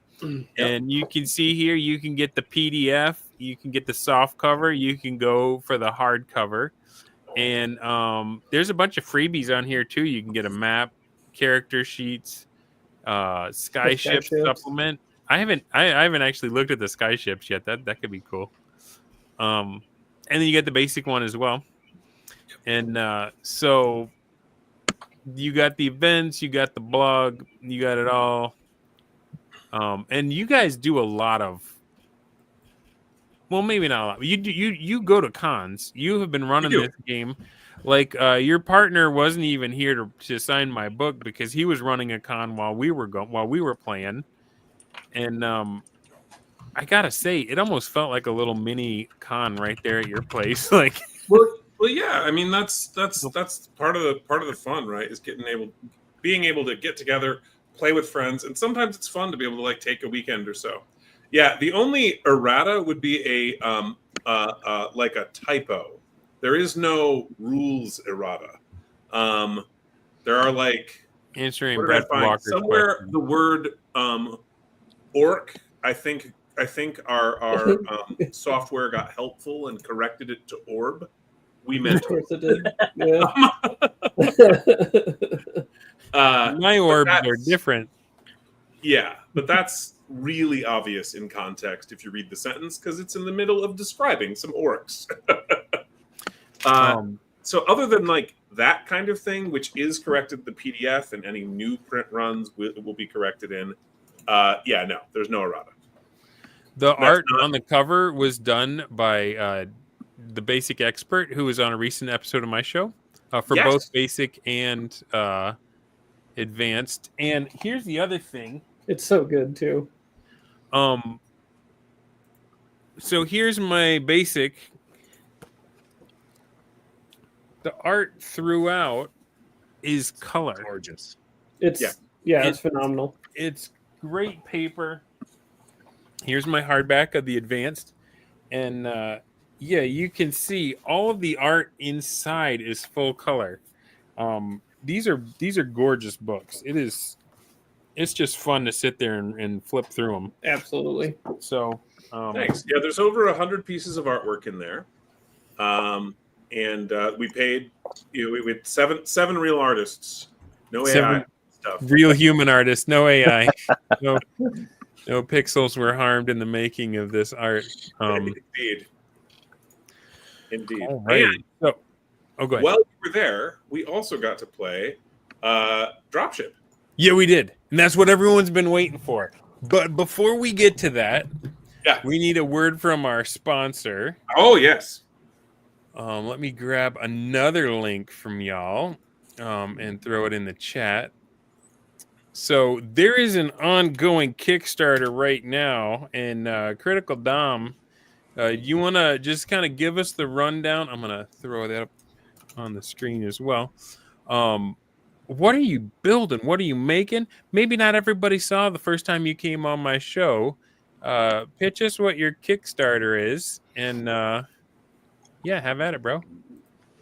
This episode of Dunder Moose is brought by Dungeons & Dragons, an American institution, a new and upcoming D&D history book, which has been funded for quite some time. However, because of the tremendous support that we have gotten so far, we are actually expanding the scope of the book.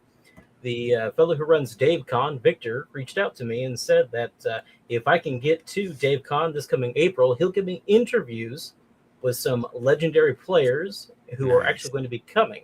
So my goal is to actually sit down and chat with Dave McGarry, Mike Carr, Dave Wesley. Frank freaking Mincer is going to be there. Yeah. Okay. I need to get my red box signed, or at least the players' book section of that. It'd be really cool to also talk with Ross Maker, William Hoyt, any of these guys who were actually in Dave Arneson's original game, because there's a particular interest I've got, and it is how he actually described things that were happening. Say you watch the Secrets of Blackmore documentary, and they'll actually say they felt terrified because of the dungeon. That's hard to do. I want to know, what words do you recall him using? Okay, what was his pacing? Because I want to know the answer to that too. Yeah, because I had Rob Kuntz on my channel, and I said, what was the difference between how Gary ran and how Dave ran? Mm-hmm. And it was a profoundly disappointing answer. He said, you would have to ask the Blackmore bunch. So I'm excited for you to get there and get that opportunity. Mm-hmm. I stepped on what you were saying. Sorry, man. No, I want to know the answer to that. When I kind of started doing this, I knew the question of credentials would inevitably come up. So when I was in Harmony's stream, I kind of addressed that. And I'm just not going to sparkle or sugarcoat or anything like that. I've also got a background that includes rhetoric, okay? So how somebody uses words to get an effect out of people. That's and right. they always talk about Dave Arneson being this grand master of that kind of stuff, okay? Even if he doesn't have the best ability to use a typewriter or to remember how certain words are spelled, the quality of his voice and his word choice are so important, I think, to the beginning of this hobby, that is probably cleaving really close to how Robert E. Howard wrote Conan. Yeah. Because the word economy in those stories is so tight, it does give off sparks. Nice. And the current source list, and you're not even waiting to book 2 to give us your sources. You are putting it in the Kickstarter page. Yes, because that's a gripe I've had with Peterson since I started reading his first damn book. It's like, okay, hold on. Where are you getting this stuff? Okay, why do I have to buy 2 books to figure out what's happening in book 1? Okay, everything I use in the book is going to have a source in the back, and I'm going to see to what degree I can do this. If I can do maybe a little bit of an archive, put that up online in case somebody else wants to see what I've done. I would like to also record these conversations I'm going to have in April, so I can then put those up online. You guys can sort of listen and maybe tease out something yourself. Right because, even if I'm the interviewer, I might miss something. I've never seen anybody kickstart their doctoral thesis. This is really interesting. Well, here's the thing. If you, like I, am fascinated with the beginning of this hobby, if you are interested in the magic that set the world on fire, and you suspect that maybe some of the old ways were lost, maybe some of what has trickled down to us has been filtered, and then you've gone to some of these sources and been disappointed by how the titans that created this stuff have been slandered and held up to standards that didn't even exist in their day and time. I want what Dom is making. I want a book about the beginning with original sources that I can trust, doesn't have an agenda, that isn't trying to push some kind of social message, but just looks at the facts and says, here's what it was like for these people making this game at this time. And here's where your fun was born if you enjoyed this hobby. So I'm really excited about this. I am a backer. You've got 2 tiers. You've got Baron and Duke. $25 gets you a PDF. $40 will get you the soft cover delivered to your door plus the PDF. And so this isn't one of those complex, multi-layered, going to squeeze you for everything. It's just, do you want the PDF or do you want the hard copy? And 7 more days, right, Dom? Yeah, we're down to the last week. And what you're just referring to, since I've never done this sort of thing before, look, I've got a background in research. I want to make this as simple as possible because when you start something like this, you've got no idea what the reaction is going to be. So I wanted to make it as simple as possible, as clear as possible. So I spent a lot of time just setting it up in that fashion. Right on. Well, thank you for being the sponsor for the show today. And we will continue on to the part that everyone has been waiting for. We've heard about... Well, I do just want to point out one more thing. Aardvark had to leave early. Yep. I mean, this you is what missed. I do. Dude, I hooked you up with your treasure roll. You mentioned it. When we looted that But I have goblin not camp, found out what this is yet. So yeah, I haven't told him. I rolled a crit, which you got double. Was it artifacts? Yeah. Yeah. 2 artifact weapons. Yep. 2 artifact weapons. nice. So let me just read off what Krimba got. The orc. You got Dawnfire Bolas that also have a lightning effect. Nice. So you got some ranged, which you desperately needed. I had actually, no in that range fight. available. He had to keep getting right up on the Troll King toe to toe. But here's the real good one. You got a relic. You got a black iron war axe that does both cold damage and is an enchanted weapon. Oh, fantastic. So I don't even know what all that means, but it sounds legit. You know those annoying mirage effects that the goblins have? Enchanted bypasses mirage and stuff like that. Yeah. And cuts through magic shields. Yep. Cuts through magic shields. So yeah, dude, your guy's gonna be a lot more scary the next time you get a chance to play him. I can't wait. Yeah. That'll be really cool. All right. So enough waiting. How did it go playing Dropship? What is the game like? What were we doing? I'm gonna try and get an image up. Who wants to go first explaining it? Show them a picture while we talk about it though. There's a couple of good ones up. Mm-hmm. Yeah, I'm looking for the one where I've got you explaining it while the you know which one I mean? There's a lot of good ones for this one. But there it is. All right. And then I'll click on nope, not that. I'll click on this. See if he gets it. I hope it's not a D4 roll. Yeah. Nice. I think that's me actually rolling dice against you guys, but yeah, that's kind of like explaining it. Do you die? Yeah. All right. I will I'll try and find some more representative pictures, but explain a little bit. Good. That showed the board and stuff. We can do a broader shot too, but that's a good representation. I'm trying to find one before all the explosions happened. That was like one picture. They started happening off the get-go. Yeah, this one I tweeted. I just went boom. That's a pretty good one there. Yeah, let's camp on this one for a bit. Yeah. So, how about you guys explain what you experienced? Because I'm obviously developing this game, and so it's going to come. My opinion matters significantly less than yours. All right. So I went and had lunch with my parents. It was my dad's birthday. So I got back a little late from that. And when I got there, it was like in full swing. People were building characters. You were shunting them off to Paul to help finish it off. Yep. So like there was like an assembly line. Okay, we'll help you figure out. So maybe we'll talk a little bit about character generation. Winston, you want to start us off? What is it? Before that, though, you asked a question. You should answer it. What did you think overall? Like, go down the line, man. Okay, yeah, let's do it. Overall impressions. I'll start with Winston. We'll just go vertically down the left side of my screen here. I thought it was phenomenal, really. I told Todd this, but I think there's a shortage of like actually fun sci-fi games out there, like approachable, fun sci-fi games. There's just not a whole lot out there, and it's really fun. I see what it offered, and I feel like you can take it in so many different directions. Like I'm a huge fan of sci-fi stuff, and if you're a fan of anything sci-fi, you could probably mirror in anything using this system. To do what you want.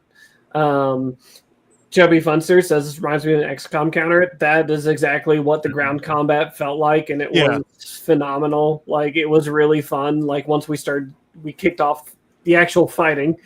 We tried sneaking is great. So what's sneaking? Yeah. It was really fun. And like Horde Wars, it's really engaging too. Like, and I think that more so because it was all new and shiny to most of us, and it was like, oh man, this is super cool. But yeah, I had a lot of fun. I'm very excited to play more of it. I'm very excited to get my hands on it and run it for my group. I think they'll really, really like it. It's awesome. Looks like I'm next vertically. Yeah. So next one is, we're I gonna was skip listening to Blackwall. Blackwall explain some of the classes, and I heard a couple things that piqued my attention. One dude was called Breacher, so I knew we were going to be in an urban setting. I wanted to do the whole like kick in the door, you got a shotgun, you start blasting things. But then I heard something that was equivalent to an assault marine in Warhammer. So I kind of put those two things together, and ultimately, I was the Kool-Aid man. Yeah, And that was great. So I really enjoyed that. My character was a basically bad had dude. basically a bolt gun, like an axe, and then he had a power claw. But most importantly, I had a flashlight because in the beginning of the game, our commander went downstairs, didn't turn on his flashlight. I had to go after him. I get down there. I'm like, all right, sir, where are you at? Hey, that's like a black ooze is eating you there, sir. You need some help. And as that's going on, it just gets better from there. Go ahead, Arnie. You've got a lot of experience with Horde Wars. And I'm not sure that it's been clearly defined. This is basically Horde Wars, but now in another setting. It's the same. It's the same framework, and it's the same turn mechanics and things like that. So it feels really comfortable if you've played Horde Wars.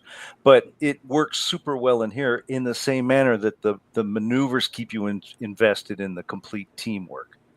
Just like in Horde Wars. That's I'll go you one better on that because I know a little bit of the background from having had Todd on the show before. You guys, your first idea was Dropship, right? And then you pivoted to Horde Wars, right. But like, the mechanics were like the root of the idea was a sci-fi idea. Yeah.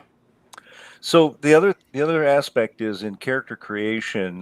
This is different from other sci-fi games in the fact that I wanted to be a medic, but my other career was a heavy.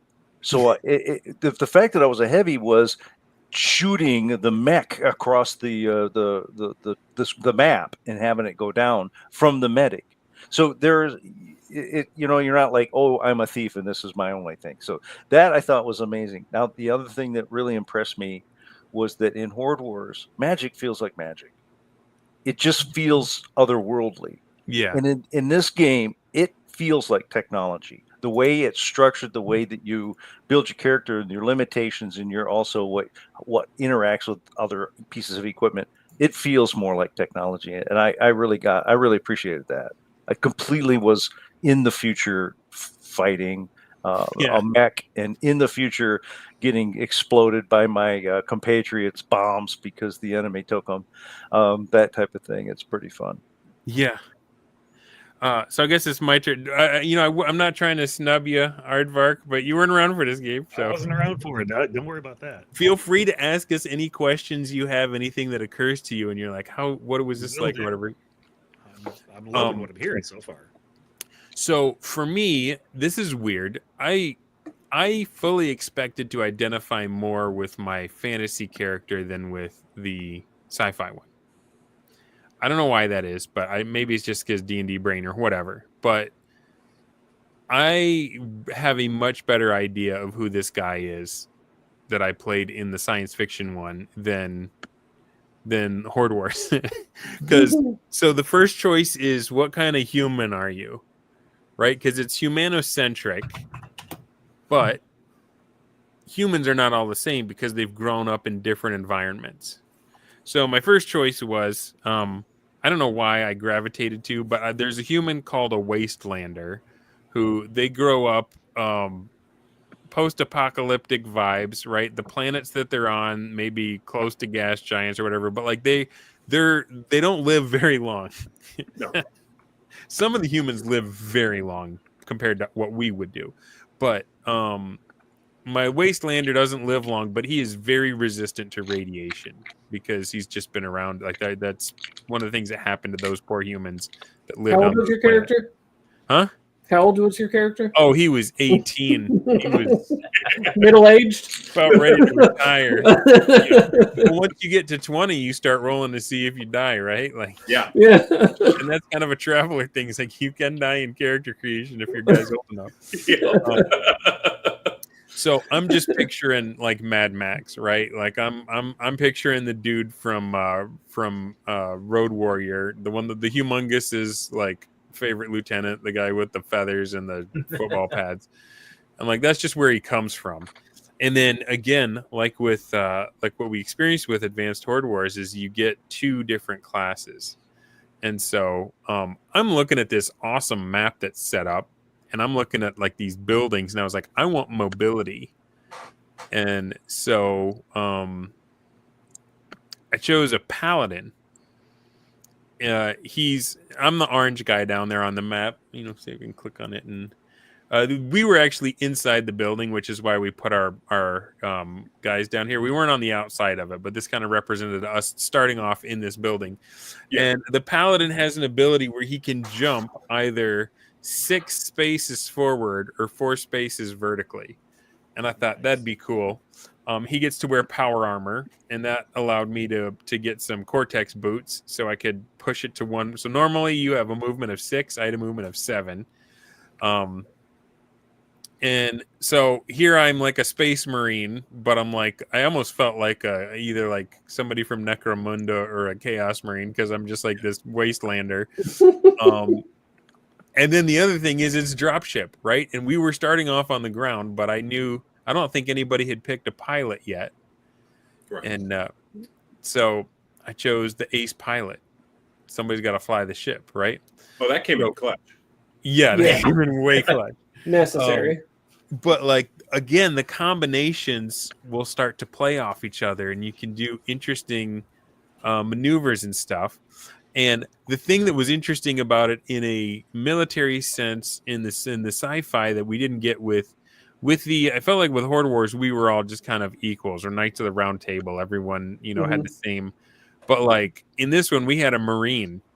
So while we were on the ground, the Marine was in charge. But even though he was a captain and I was an ensign, once we got on the ship, it was a Navy ship, I was going to be in charge. And so like that kind of put layers into it where it's like, all right, you start looking to this guy. What do you want to have us do? That it just made it, I don't know. It was very fascinating because you saw people starting to play their roles. And Yeah, so the scenario was that we are on a planet that has just absolutely lost a civil war. No, has been Not a civil war, an invasion. Invasion. Yeah, Yep. yeah. Thank you. We were the remnants of several squads, and we were trying to exfil from the planet. So picture Firefly, right? Serenity Valley. Mhm. The overwhelming force came in, and they whooped it. And anybody who didn't leave is dead, but most of humanity just fled. And we are trying to fight our way off the planet. We are surrounded. Off to our left is just a giant nuclear crater, which I'd be fine going that way, but I was the only one because everyone else would get radiation. Off to our right is a platoon of the It was all the alien armor. horde. It was all the armor. Yeah, The vehicles mechanized. and stuff. So The we've got tanks and stuff that were going to annihilate us. I saw the stats. They would have killed us. there is a bunker that has a shuttle in it, but we got to make it through this plaza to get to it. And we got to get everybody in the ship, and we got to try and escape. Right? We had two options. We could go for the shuttle, or we could go for a bigger capital ship that could usually has a crew of 40 people. Yeah. So we start off in this tall building on your left, and immediately some of us chose to stick with our commander, and one of us chose to go invisible and just run out into the open. Matrix dodging. That was crazy. First turn, Somebody first pick it turn I up said, from what there. we should do is split the party. The typical. That was great. So this mech thing you're looking at, this is actually one of the aliens. He was just in powered armor. Mhm. But he looked like a chicken walker. How he looks is how it felt getting hit by his grenades. Yeah, he had a grenade gun. He had a rifle. He was. That was really rough. He annihilated the third story on that building. Yep. He was like, "Oh, a sniper." Yeah. Well, Winston, tell him about your Grenade. sniper character. So we've kind of gone around and talked about, we had a heavy medic, we had a breacher. Yep. I had the paladin pilot. We had. What kit were you running? You're the guy up here on the top of the screen. Yeah, right? With the I did. long rifle. One class was sniper, the other class was infiltrator. I was gonna be a sneaky guy who could just drop people with a sniper rifle, and I played a belter raised human, so someone who was raised on a asteroid belt mining, so low gravity. Just that's kind of characters I like to play in these kinds of games. So I was like, let's see how it plays in this, and that's super fun. So the type of human you choose is going to give you certain Yeah, it's flavor. all human races in this. No filthy xenos. Well, there's a lot of aliens, but they're not Not playable. Yeah. Yeah, you're born to yeah. But the depending on what type of human you are, you get bonuses, you get modifiers, you get drawbacks. Like you're not going to live long if you're a wastelander, right? But it also gives you flavor into like who your character is and how you should play them and stuff. But yeah, your sniper rifle was awesome. And then you, Blackwall, you did give us each. We had 50 credits. I did anyway. I don't know if everybody Yes, had. yeah, we all got 50 credits. So I bought the boots that gave me one more square of movement, and I bought a stabilizer for my gun, so that I had a little more range on the gun. But there's a ton of upgrades for your weapons and stuff. That's pretty cool too to get into. Laser sights and It's underslung grenade launchers and. It's crazy. You have a ton of options. It feels like Horde Wars, where Horde Wars you have a ton of options on how you approach things.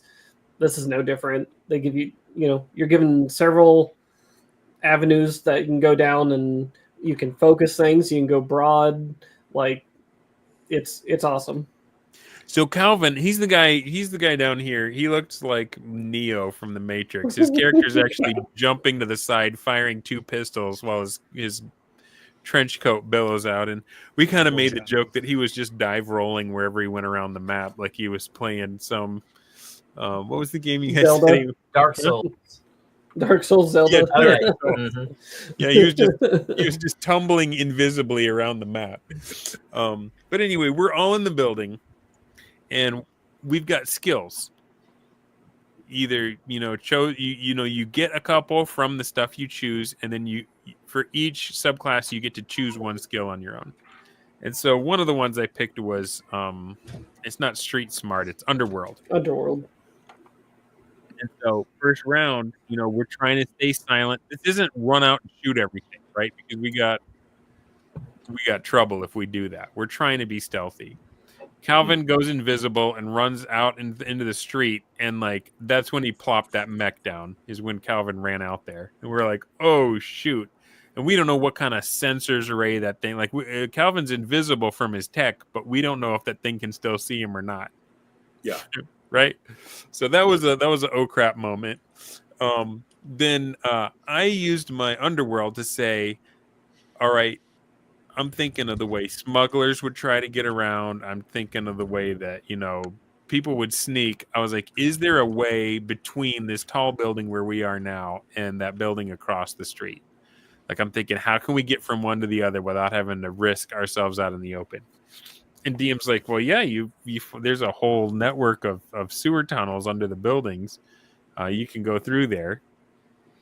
And then our commanding officer goes down there and did not turn on a flashlight. He was just feeling around for a switch and got stuck.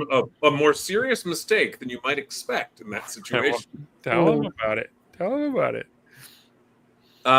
As they learned, there were some creatures down there that don't like light very much, but do like eating people. The D&D equivalent of a black pudding. Yeah. But in the dark, wet, bombed out underground sewer. And we'd already split the party. Yeah. So the sniper's watching out the window, watching this just giant clanker just... I don't know. I'm not sure what Calvin did that got him. You see that big grenade template, right? Calvin threw a charge down, like a claymore. Put a shape charge down there, like in his path. Yeah, he was hoping to destroy it, I assume. Like a Instead, fun little what trick. he did is activated its shield and pissed it off. Yeah. You remember that goblin that I shot and then he was like 5 feet to the left? That's basically all his shaped charge did was just the shield absorbed the full force of it, but it still had all of its hit points. It didn't have its shield anymore. We blew the shield off of it, but then it was like, whoa, something's up. Yep. And that happened right about the same moment that our Marine captain, his arm got engulfed by this black thing stuck to the wall and ceiling out of a nightmare. And we just started off out of luck from the get-go. Like, if you're trying for a stealth mission, if you're playing Metal Gear Solid, and then the Metal Gear itself stomps up and drops a nuke, like, that's not quiet. You're boom, and it was like, oh, it's on. What are we gonna do now? So, what was your plan, Dom, at this moment? Where were you going, and what were you doing? I was going after the commander to make sure he had a flashlight, because I was looking at where he was going. I didn't see any lights, so I was like, all right, beep, boop, boop. Went down there to check things out, and then I see him getting engulfed by the black pudding. So then we spent like 3-4 rounds just trying to slowly cut him out of it, just like he's Jello. And it's terrible because I've got this power claw. I don't want to swing the axe; I might take his head off. So I've got these Wolverine claws. Practically, I'm just going. Zzz, zzz, if I can hit it. Well, I was thinking, hey, I've got mobility. I've got these Cortex boots. I rushed in and threw an arm around his waist, and then just tried to run out. Yeah. And promptly got myself stuck to the captain. Like, I had one arm free with my chainsword, but like my left arm was just gummed onto the dude. And it was like Song of the South. It was like the Tar Baby. Like, we were both just stuck to the thing, and like everyone that tried to help got pulled in, and so it was not going well in the lightless basement that still did not have a light switch on. We're just getting sucked into this black pudding that's just devouring us. And then the explosions are happening up above us. Yeah, Oh, yes. meanwhile, like the ground is shaking over our heads and all the dirt is sifting down because this thing just lets off a volley. He doesn't just have one grenade, y'all. He's got a few magazines. When one's empty, the other one clicks into place. I did make clear, I think, that it could run out. It's just not, eventually. Just not what you wound up having happen. It had 6 barrels pointing at us. 6 different only barrels. 2 of those fired grenades. Okay. Only 2. And they would run out eventually. That said, because Winston's character was in a high point, and he's a sniper, he's kind of doing Overwatch. He sees Calvin getting himself into trouble and tries to help. Yeah. And does manage to actually dent the enemy in that he did some damage to it. Yeah, well, because remember, the shield got peeled off from the shape charge, so you were able to, like, plink him pretty good. Yeah. And then what happened? Fired It deleted the floor. It just turns around and looks up, and it sees, like, there's one broken window, and there's a barrel sticking out, and it's like, wizard! And then it just lobs a hot potato in there with you. I'm gonna try and find a different picture. I think there's an overhead one somewhere. Yes, this one. I got a question about this so far. From what I'm seeing, there's a lot more verticality going on with the map. Is that an intrinsic feature to this game, or is that just the way this particular setup was run? Well, in general, but also in this kind of setting with a so many ranged weapons and ranged weapons. Yeah. But there's like one of the whole map. And it's worth pointing out, like the images on the map still had height, right? So like the model building, that the images on the map came up one level on that. So that's how we were reading those. We see you put down skeletons out in the road because we're just seeing dead people and burnt up stuff. Yeah. Just the aftermath of the war. This right here is Calvin's character, and I think when I tweeted this, I was like, when the perfect plan of invisibly running out in front of the mech goes somehow wrong anyway. And you just see like each one of those little squares was a different grenade. This thing was just happily lobbing around, trying to find whoever had shaped charged him. I could tell you though that's my blue character up there on the second floor, with gonna shoot that mech. Except Cal, in his 2 to 3 different opportunities to hide from this thing, instead kept attacking it, kept poking the bear. And at this point, I said, I'm going downstairs, and Cal's on his own. And I think everybody else did. That was pretty funny. It was like, oh, man. Good luck, Cal. So 2 things. One, Dunder Moose, both Dom and I sent you the same picture, because it's Dom's picture. Okay. In X, if you want to grab that, because that's actually a full, like, overhead of the map. Nice. All right, I'm on it. In that chat. Secondly, yes, I invited people to come over to my place. So driving distances was anything from probably the shortest distance was maybe 45 minutes to up to 4 hours or so. 4.5. 4.5 for Winston. Yeah. And but it was really fun. We got to play together in person. Would love to do that again. And as I've mentioned on other streams, if you have a group of friends that you want to play together, if we can work it out, Nate and I would love to be able to meet up and game with you guys. That is something we very much enjoy doing. Right on. Both personally and for our business. Well, and I will point out that those initiative rules are set. Because when Dave left, I got up and sat in your chair, because it was more in the stream of the air conditioner, and I lost my turn because I got out of order. Yep. He means that stuff. Rules as written, baby. Rules as written. So here we are, top down. At this point in the night, the building that you saw at the beginning had ceased to be there. Yep. Enemy Why? called in an orbital strike. Yes. One of the aliens, because there's other aliens patrolling around here. One of them had seen all the shenanigans going on. I'm like, yeah. And then they just hit that tall building with a painting laser. Now, at this point, the rest of us are in the tunnels fighting off the black goop. And so Calvin's up there by himself while the building just gets deleted. Yep. And it is just explosions everywhere. It is the absolute opposite of a stealth escape mission you could ever picture, because it has just gone full Holocaust mode. And we did roll for how long until the armored platoon responded. Yeah.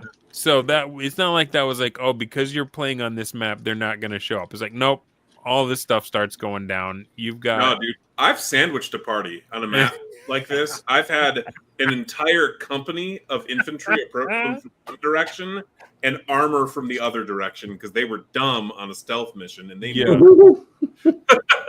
I feel like most of us were Fantastic. smart. I feel like Calvin just thought it was going to be funny to run out there, and it was like he went first, so nobody could stop him, and it was just like, all right, kid. So we got the better of the first pudding we were fighting. Yeah. I used my chain sword, and I got a good roll to kind of like carve around the captain without like cutting into him, and I got him loose enough that I could haul him out. And then I think, Dom, did you just kill it with your lightning claws? Yeah, I think I got the final blow right just poked it and it exploded. Yeah, chummy. Yes. We got the better of the first pudding. In quotation marks. There's a Dunder Moose exclusive quote. Yeah. So there were, once they freed the commander, there were other puddings. There were. And it was in the dark, and they were slithering around.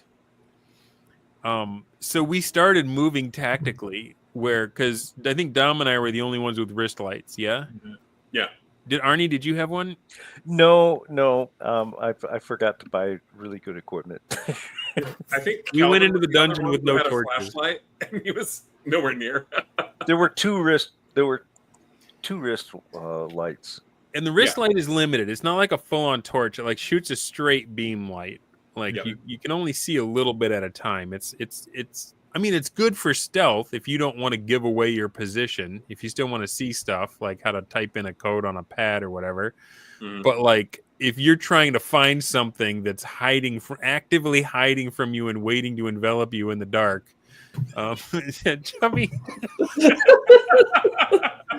For those of you listening while spreadsheeting or driving, he quoted, "There were other puddings," and then he wrote, "Bill Cosby, who wants a pudding pop?"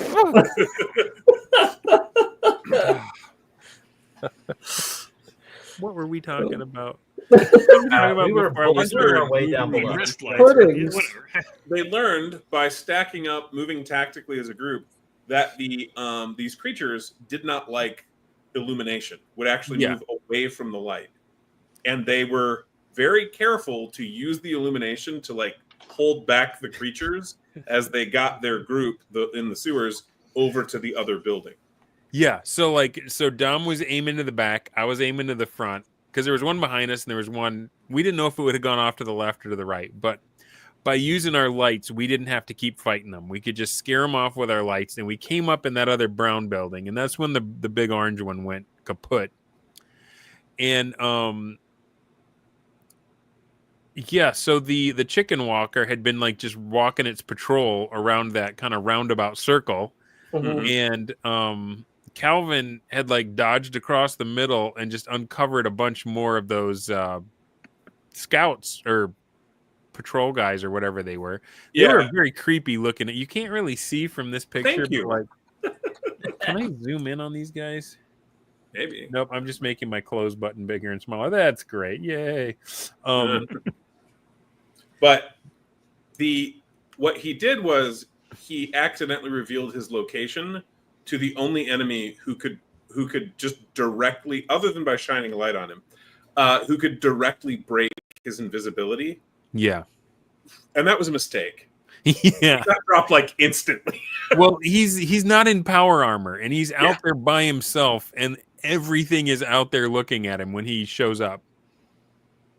Yeah. It'd be like if Harry Potter dropped his cloak of invisibility on top of Azkaban. Like, that's what happened to him. Yeah. It was like, huh? Oh, well, you're done. Yep. And that's how it went down.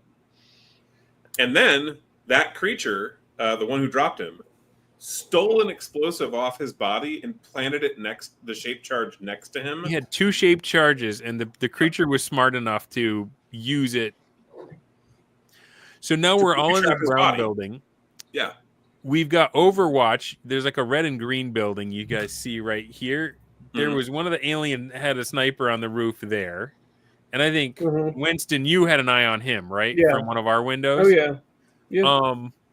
Arnie, were you the one that was just going shopping for a uniform? Or was that No, that was Paul. No, Yeah, I'm Paul. the blue guy taking out yeah. It was like Dawn of the Dead. We were just like in a mall with no supervision, and he started like, getting fatigues and like picking out his costume. It actually came into play later. It actually did. Yeah. Yeah. Well, I realized he rolled a 4, so he had 4 turns until he was going to bleed out. And so I'm like, all right, well, I guess it's time.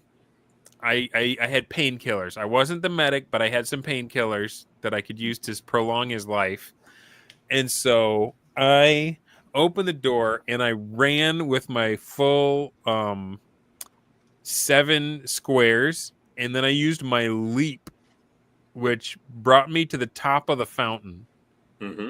And as part of that leap, that's a maneuver. It's like a spell. I'm sorry, it's not a maneuver. It's a special action. It's a special action, which I can only do once per day, kind of like the spells with the White Wizard. Yeah. Because what I do is I don't just jump, but it enables me to make 2 attacks from the air on a target. Mm-hmm. And I have something called a coil gun, which matters in this game. A coil gun, I want you to just picture like a Gauss rifle. Like, it uses magnetics to propel a projectile, a blunt projectile at insane velocities, but it has a quality to it, does it not? Indeed. The quality is explosive. Yeah. So if you crit, there's a big boom. Yes. And yeah. Suffice it to say, I did not drop the alien that was standing over Calvin, but because he was lying there bleeding out and I exploded right next to him around, he went from 4 rounds down to 3. You did accelerate his demise, yes. I accelerated his demise. I get to the top of that fountain, and then the rest of the guys are like, "Oh crap, Dunder's out. We gotta back his play, right?" And this picture, and the way you can tell is the foliage is gone from one of the trees. Yeah, that was from that wasn't from my explosion. That's what's coming next. Yeah. Right? So Arnie is like, I need to go heal him up because he's the one that could have healed him, but. Mm-hmm. You're standing in a grenade in this shot, so you had taken some damage, yeah? No, I'm standing where Cal tried to blast that door down, and it didn't work, and that's the residual flame. But what my problem was, that bad guy still standing over the over Cal. I figured you got to take the bad guy out because otherwise we're dead. And then the mech was still working at us. So we were taking shots at the mech. And at that point, I used the LMG and took the mech out. And then I had 2. If I moved just perfectly, I could just reach him in time before he died. It was pretty cool. Yeah, that power armored alien was terrifying the entire time he was up. And so when you dropped him, I breathed a sigh of relief. But you ran around to the base of the tree because you were like, I can't get there and heal him without being wide open to attack. Yeah, I hit at that tree that we're looking at there to the left.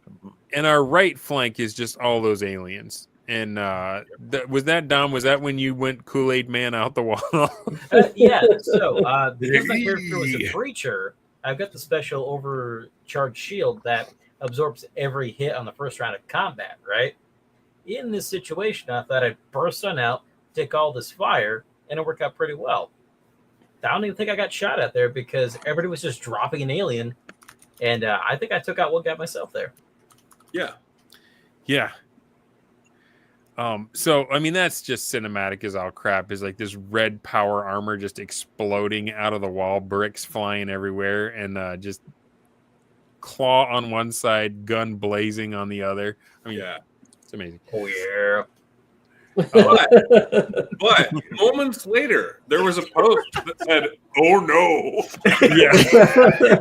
All right. Let me talk about that real quick. Okay. So you see that red building at the top right? I had noticed, wow, they're kind of clustered around here. I think there might be some equipment in there. And then I found an assassin who's got this chainsword that immediately just ripped my guts out. Yeah, like just disemboweled. Yeah. Now, we had talked about the enemy having scanners and whatnot. We've all got radio sets, right? Because we got power armor. So I burst my way on in. Oh, yeah. Oh, no. Iron Man. We had Kool-Aid and pudding. That's a tough fight, doesn't it? We finished our pudding and then the Kool-Aid. And then that guy jumped out the window trying to go after the next player, and that was a mistake. You guys put him down. Yeah. Well, some stuff happened while that was going on. Winston was just putting on a clinic with his sniper rifle. Yep. Just dropping. Very effective. It just like it does what it says on the tin. Yeah. Like that's the role, and that's what it did, and I was very satisfied with that. Yeah. You were just putting daylight through aliens. It was And great. Felt great. So I'm standing out here, like just fly unzipped, right? Like I'm on top of the fountain in front of everything.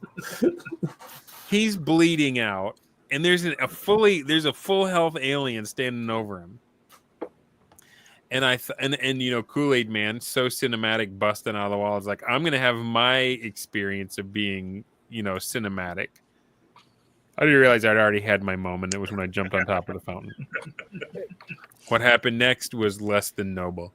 I leapt to the side. I switched weapons because I did not want to use my Gauss rifle again. Because I don't want to explode a man who's bleeding out. Yeah. I switched to my pistol and I fired it twice in the air. And I rolled 2 natural ones. So one upside of that is like, instead of like looking like John Woo and looking amazing, I pretty much just like starfished and skidded along my back in the power armor though. So that didn't look awesome. The other thing was that the shaped charge went off in my face pretty much as I was jumping. Now, luckily, I'm a paladin, so I could tank one shot and it didn't just turn me to jello, right? Mm-hmm. So I survived the shape charge, which I did not know the alien had placed there until it went off in the middle of my jump. So I just beflummoxed myself and just wound up flat on my back, prone, having hit nothing with my gun. And there's still a full health alien standing over Calvin. Mm-hmm. And Arnie is still behind the tree going, I can heal him, but if that guy's still up, that's a problem, right? Yeah. Winston, did you finally drop that tree alien? Tree alien? Because that's when the foliage went off, is when the shape charge blew. And that's when we were like, okay, this tree no longer looks as nice. I believe you guys fired him. I think one of you guys got him with like your automatic weapons, because I went for the ones near the red building and was Paul. It was probably cleaning Paul. up over there. Yeah. Because I remember just there was a lot of gunfire coming across that clearing. Yeah, There was. yeah, it was a hot war zone. Well, it wasn't me because I was hiding. That wasn't me, so I don't know who did it, but somebody took that guy out right Yeah. at the right time. It was probably Paul took him out because I remember I stood up and then I had a bigger problem. I knew that you were there and you could heal Calvin. He had one turn left. Like we got to him the last moment we could. But now I got Dom bleeding out inside the building with that shirtless chainsword guy. Yes. So I have to spend half my movement standing up. And then I spend the rest of my movement moving towards him. And I didn't make it to him that round. But the next round I caught up and we had us a chainsword fight. And he did not enjoy the outcome. Yes, you dispatched him with extreme prejudice. Yes. Which, again, you're trying to sneak, and it's just chainsword. Just like, picture a chainsword fight, like a broadsword fight, where both of them are making that noise. Definitely not ninjutsu. We were no Ninja Turtles, us. But I mean, I think the MVPs for the enemy were probably Power Armor Dude by the tree and the Shirtless Wonder. That guy was terrifying. I mean, the heavier mech guy, like he was dangerous, but I don't think that he scared you guys actually nearly as much as the other two. I was scared for Calvin. I wasn't scared for myself by that guy because I just knew to stay away from him. I knew not to do a dive roll out in front of the chicken walker mech with two grenade launchers on it. Yeah. It seems to me I remember Calvin sneaking up to him from behind thinking he was going to do something really groovy. Oh, yeah. And the thing just turned around and like, I see you, blam. And that was why he ended up on the street. That's right. That's right. You're right, Arnie. He tried to do a sneak assassination. Yeah. And it totally would have worked if the guy hadn't had a power shield. Yep. That's what any damage. He just slowly turned. He stabbed into the guy's back. But if he had watched the first Dune, and by the first one I mean the David Lynch Dune, he would have known that it is the slow blade that penetrates the shield. So we thought it was all done and dusted. These guys were all down. And then we go to move up that this is all rubble. Half of us went up this street, and then Winston and I. And Dom, did you come up the right street as well, or no? You were moving off. Yeah, no, I went the one by the red building because I just gotten up. Yeah, it was that's right. We just were just dashing out of it. It was just Cal and I that went up the mech street there. We're like, oh, thank goodness that's over, do. And DM's like, and you get sniped by because there was a whole. He rolled for it. He rolled for enemies at the end. Yeah, he rolled for it. There was a whole building we hadn't cleared, and they had a sniper in there. And then we had our oh shoot moment. And then I had my oh shoot moment.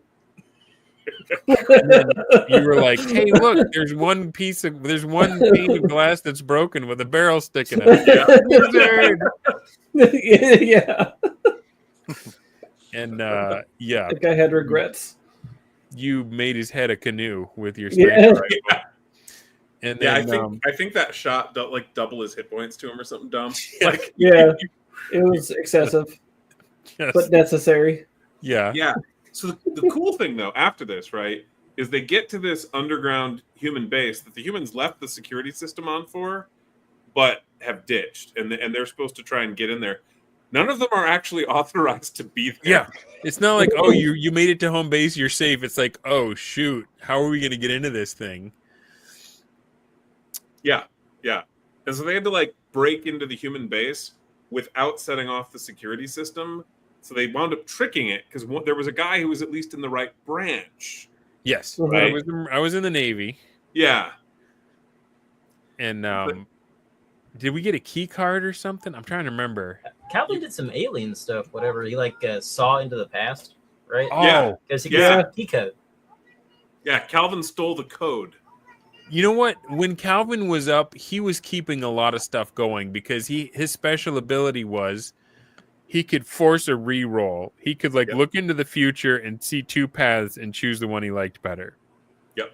Like a psychic. Yeah, we power. were gonna let him. We were gonna let him expire, and instead, when we did rescue him, it was like glad he's with us because we needed him.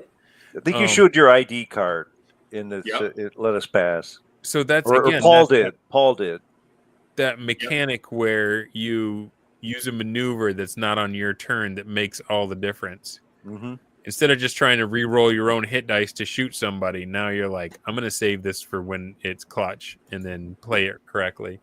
Yeah. So he kind of made up for his little shenanigans earlier by drawing the, all the fire on us.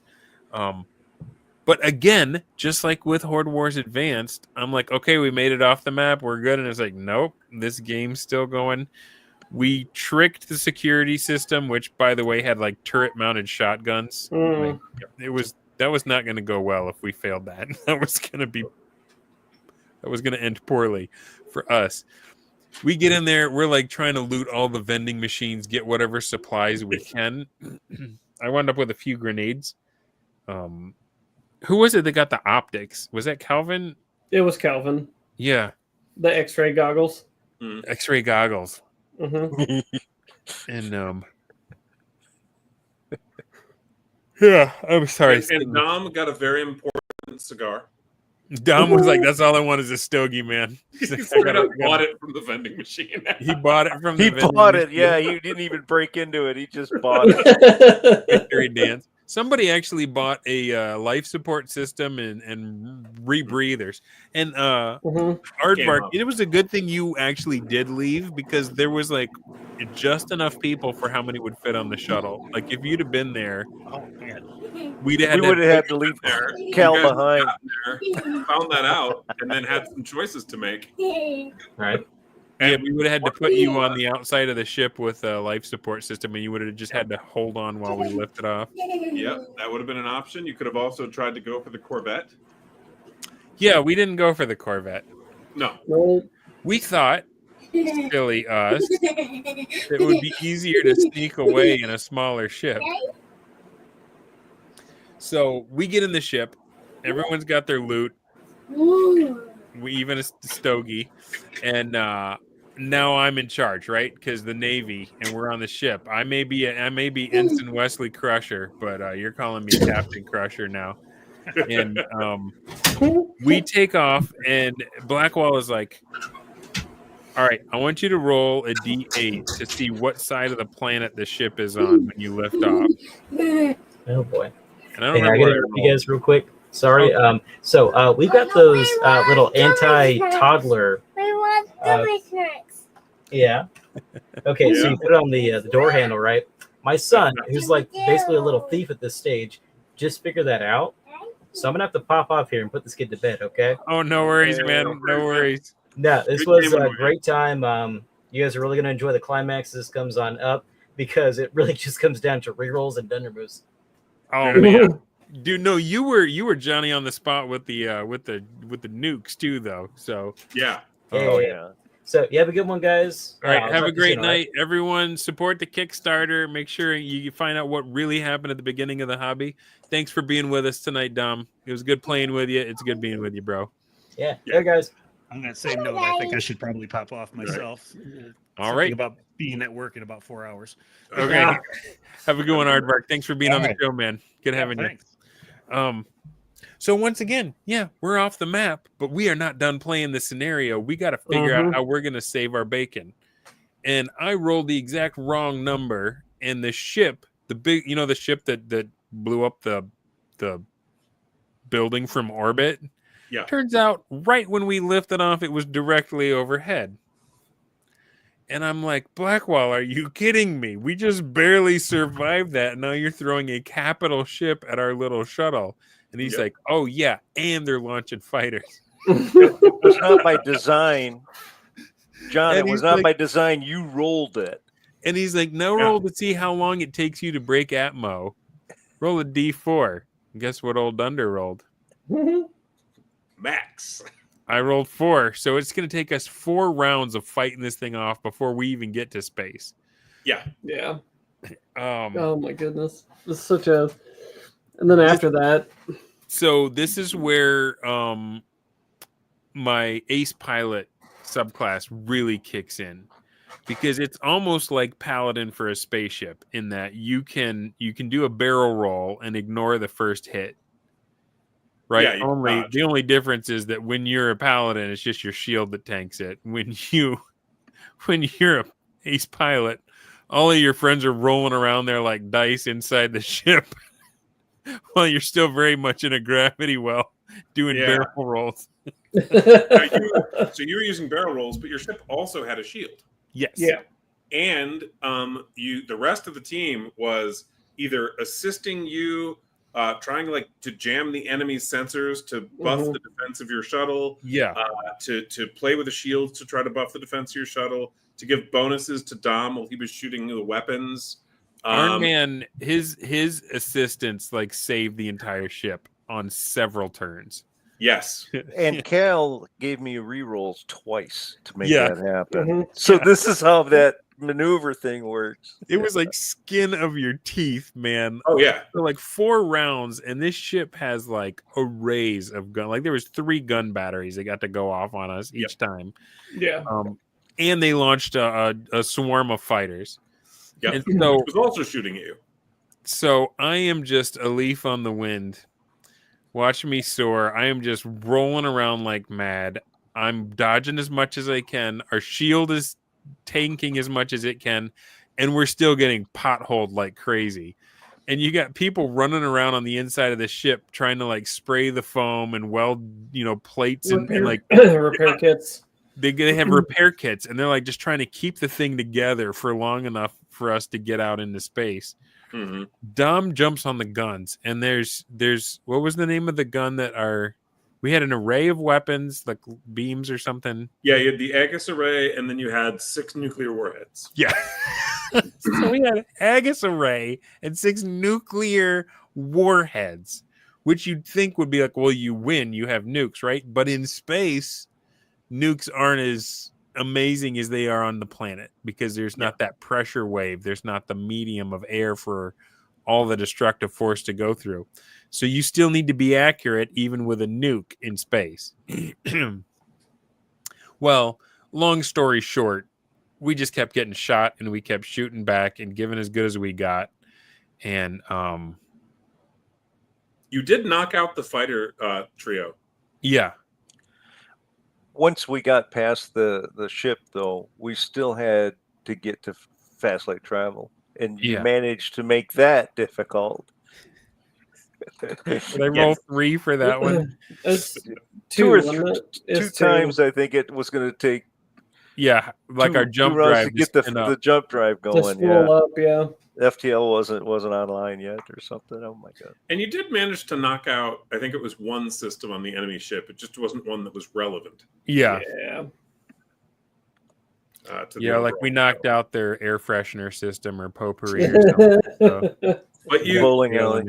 But so they chose, when they finally barely survived, to jump to an unfamiliar system and then jump towards Earth. Yeah, to do that, and they were worried that we didn't want to get followed straight to Earth back by the aliens. Yeah, we didn't want to just have the same thing happen on Earth that happened on this planet.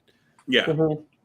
and so that next session, which we won't get into tonight, in detail, but that next session was that we did Sunday for those who were there was, well, what is in this system? Because they didn't know. We actually procedurally generated that. It was really cool.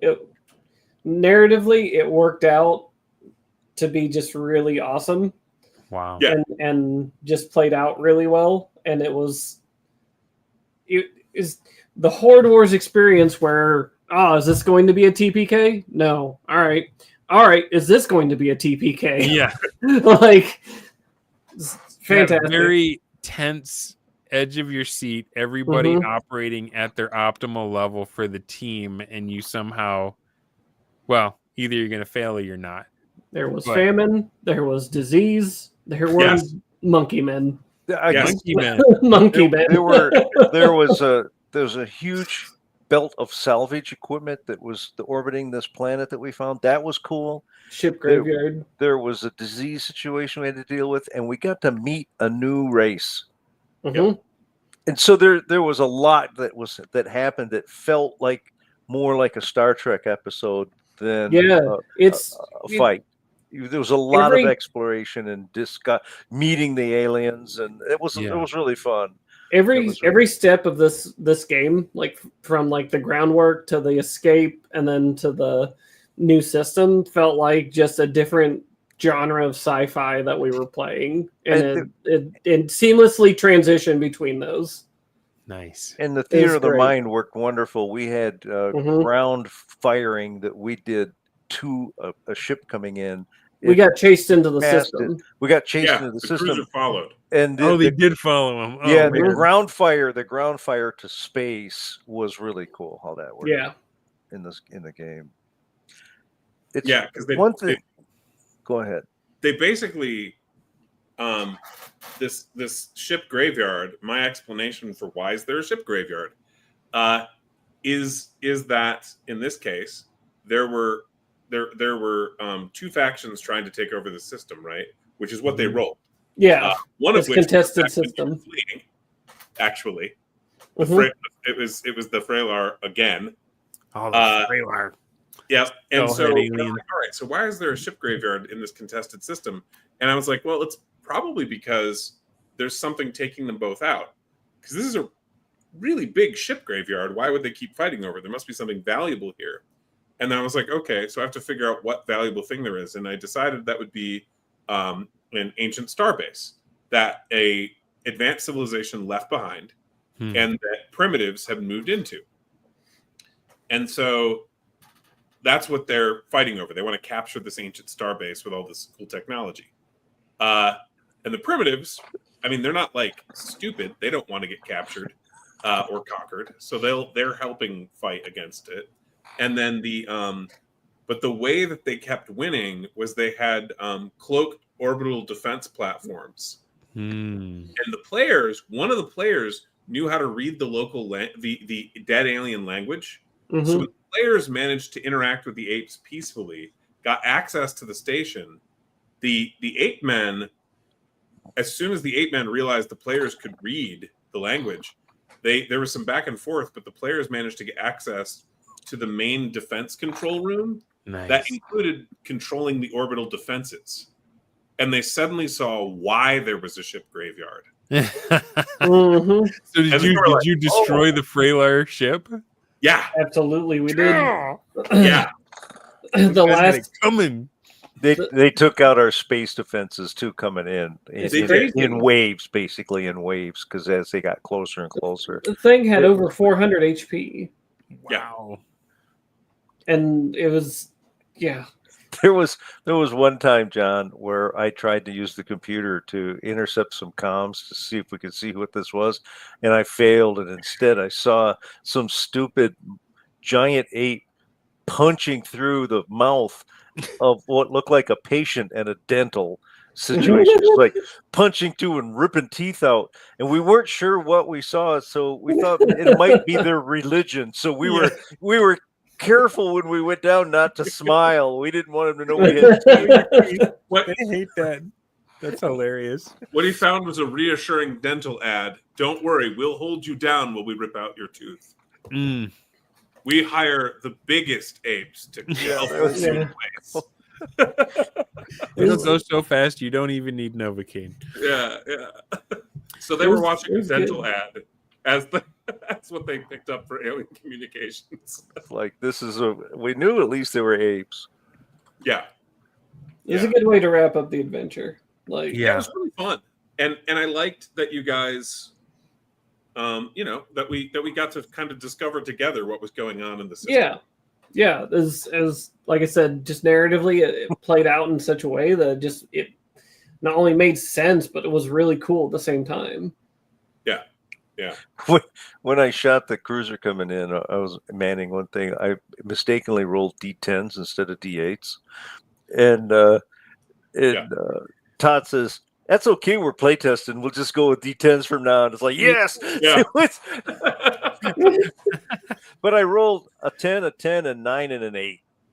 Mm-hmm. It was amazing. So like funk.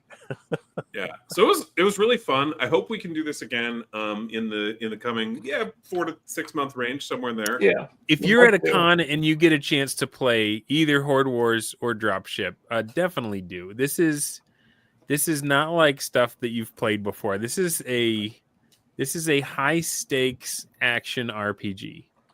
And Black Lodge Games, when they got a crack at Horde Wars Advanced, they said this should be game of the year. So it really it makes a difference when you're dealing with people that design and play test and iterate and make sure that it works. You can tell the difference between that and somebody that just theory crafts, types something together and slaps it up on DTRPG, right? Mm-hmm. So a lot has gone into these games. I hope you guys, it's 2.5 hours have just flown by. Not wrong. Yeah. Well, I did want to mention also, so for Dropship, the intent is to release May, possibly June of next year, but we're going to have a 1 or 2 month lead up where you can essentially pre-order through our website. And the intent behind that is very simple. Nate and I would love to provide you guys with a premium hardcover as the main book for Dropship. Yeah. However, premium hardcovers are expensive. Yes, they are. And we're willing to put in the money ourselves for a premium softcover. But if you guys want a premium hardcover, we need to have enough pre-orders to make up the difference in cost. Yeah. Between the softcover and hardcover. And essentially what we would be doing is going, hey, if you want to order a softcover to help, support our print run because you want to play the game, here's the amount for it, and we'll ship you a softcover. But if you happen to, if you happen to get, if we happen to get enough purchasers that you guys would make up the difference with those purchases. Yeah. Our current projected cost for the softcover versus the hardcover, we'll just pay to print the hardcover instead and fulfill with the hardcover. So instead of the, say, $50 softcover, you'd get the $75 or so hardcover.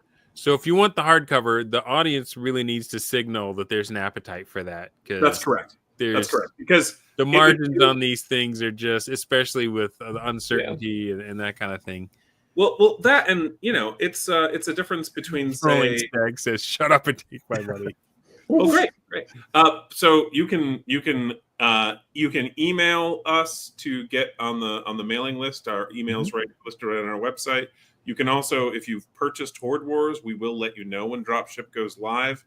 Assuming you've purchased through our website. If you bought through DriveThruRPG, you will have to tell us.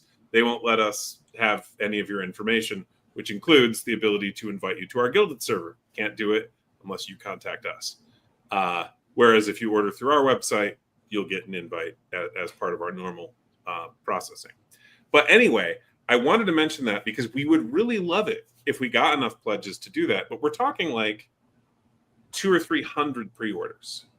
That's roughly the range. And we'll know specifically before we list it exactly how many we need. It's very doable. But that's based on our current printing costs as well as estimates we've gotten from two companies.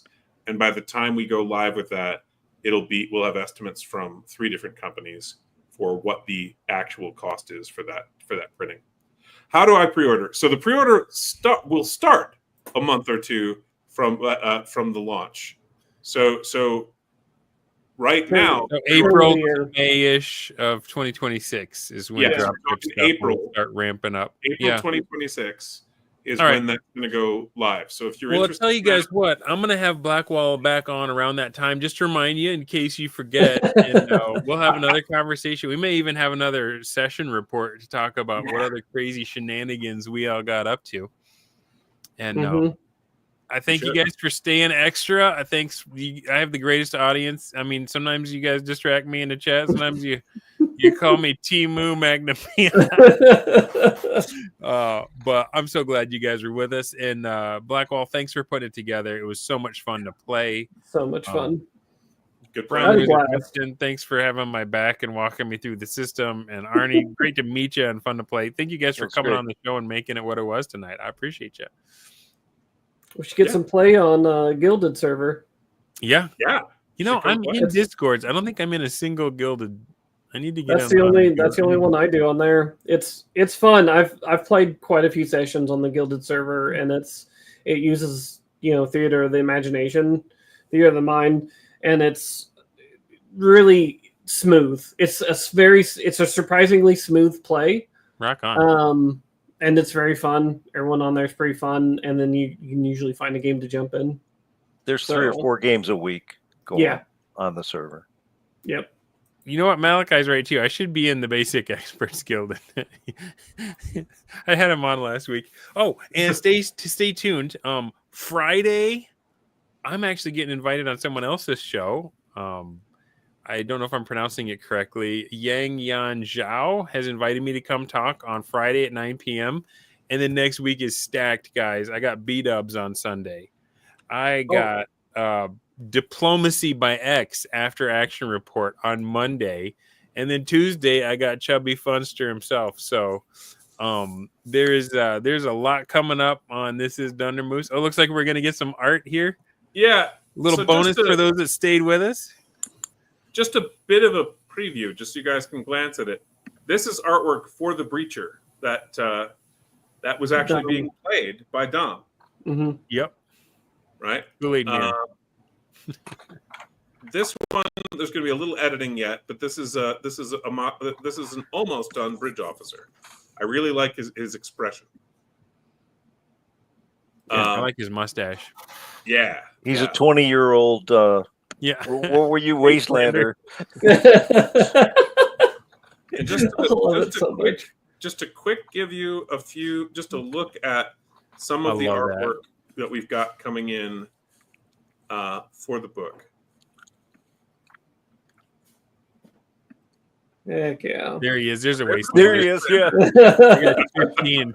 that's John's It's a correct character. 14-year-old. 14-year-old granddad. So I just wanted to show you guys just briefly, so that you could have a sneak peek. No, I love it. That's like a little bonus for people that stayed on and didn't Yeah. jump off Mhm. immediately when we started talking about it. And thanks everybody for being with us. Have a great night. Have a great game, and we'll see you next time on This Is Dunder Moose.